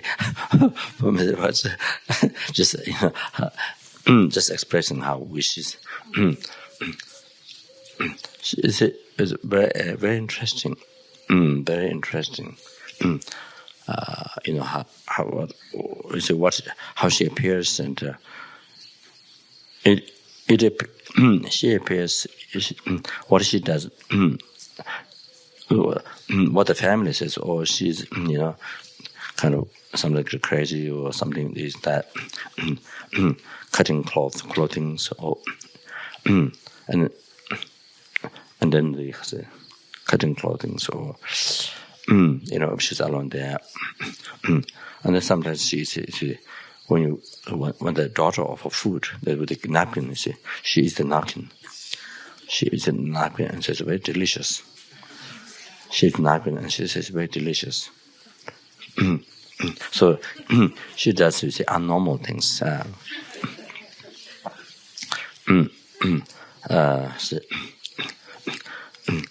Abnormal things. Then she also, even in America, when she was staying in my house, she thinks she's Masuri, Dharma, you see, near Masuri, where she lived for many years there with Rinpoche. So I think, this is Masuri. Or so things like that, like she has no idea at all, But at the same time, if you ask questions, you see, the life is two things. One is that, like, no idea at all, just round, you see, which place, which pillar of that. But then if you ask questions, what about this? How is this going to happen? And then you see some things, very precise, very clear, quite many things, she tells, she's able to, and she emphasizes, advises, according to Dharma, very pinpoint, basically, it's very, But then at the same time, there's another aspect of life, you see, like, crazy, it's crazy of such what common people's view, that she's has no mind, like that. So she has a prayer, Bhajavina Satana, and I don't know, maybe Guru Puja or something. Maybe I'm not sure. So there's a prayer, all text. So she spent many hours reading this, but all these pages are mixed up. So the daughter had to put together again, then again it's all mixed up, and while it's all mixed up, completely. But she, read. She read, and then sometimes when you ask a question, she tells from the text. But this is Bhajavina Sadhana. It's not predicting future or this and that, you see. But she reads. And the text is also even the other side. The letters facing the other side. So she reads. Letters are facing this side. And then tell, it says this. This says this. So like that. So then there's one, as soon as channel support which have, then I think I gave, because she's very humorous, and she does all this, but also she's very humorous. Even with her daughter, very humorous. Makes jokes of that. Very humorous, with very sweet face. Very humorous, and all the time. So that shows her mind is was very, instead of very happy anyway. Even just with the daughter, not other people. This was makes humorous, that. And so anyway, so sometimes she asks, to do more. Then I say, she needs money. She says, I need money. To make more, I need money, she says. So then, I think one time, Buddha guy or somewhere, maybe 5 rupees, or I'm not sure, $1 or something. So then, money that I get, then she keeps in the prayer book. She keeps in the prayer book all the time. Then,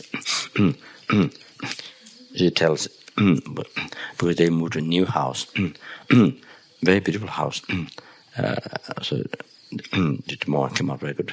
So then she had to mortgage her stay, over her heart. So anyway, so Amala says, don't worry, I have money. He said, this is $1 or something. She gave away 5 rupees or $1. So she has money. She says, I have money to give you, don't worry. So, and then, you see, when she does prayer, also she reads the dollar. She reads also the dollar, see.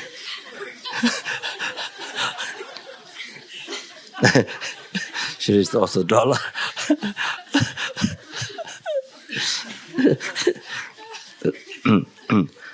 So many hours of the prayer is completely mixed, and the daughter put together again. But slowly she. So the prayer is very sweet, very how to say. It's like there's a lot of things in the life. What she says, that's very humorous, very laughing. Say very. So she can't walk. She walks like this, half feet, like that. So she has spot on the shed. She walks like this, very little, like that. So one time they asked to do some long life, not exactly long life initiation, but so we met. So same as long life initiation, prepare long life pill. So I finished the blessing in one morning. This was for her. So I finished the blessing, and she needed to come up. And very surprising things. Even she has to walk like this. But she came upstairs. When I finished, she came upstairs by herself alone, without any supporter. You see. But you can't, so it has to be somebody, freedom. I mean, all that life is just acting. You see. So you see, when she goes down, then daughters there, I have to help her, because she can work only very little. But come up by herself alone in my room, all the steps. You have to go to steps. So it's like that. So anyway, there's so many things like that, very amazing things. I think the daughter, she wrote down. I don't think she started after. I think maybe after.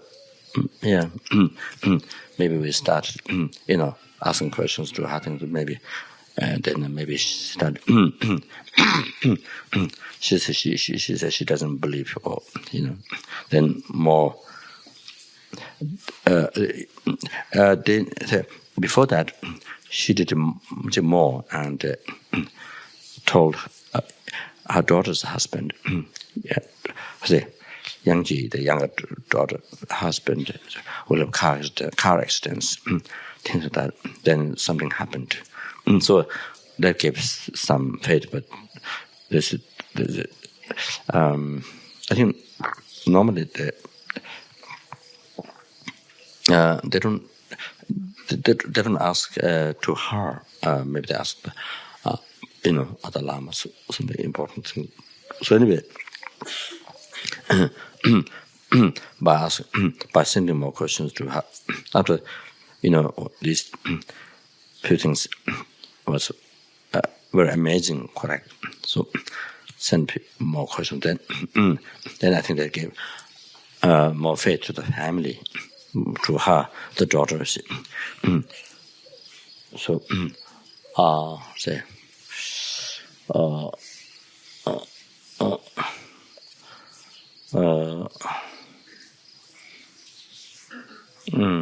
So anyway, now.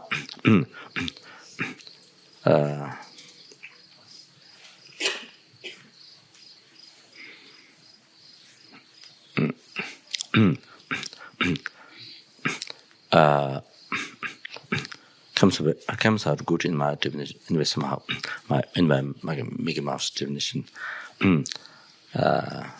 that might be in meditation state. Her face very white, very extremely seems sort of blissful. up, even after the breath stopped this morning, this is called.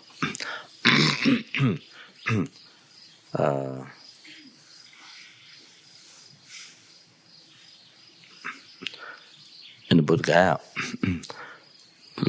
not this year before she came. So then before she was leaving, she mentioned, she asked me permission. Why did she come? I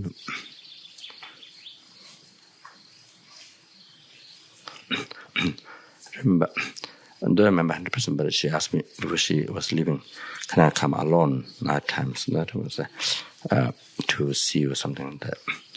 But then the daughter was standing next to that. So she heard. I think she didn't mean with the physical body.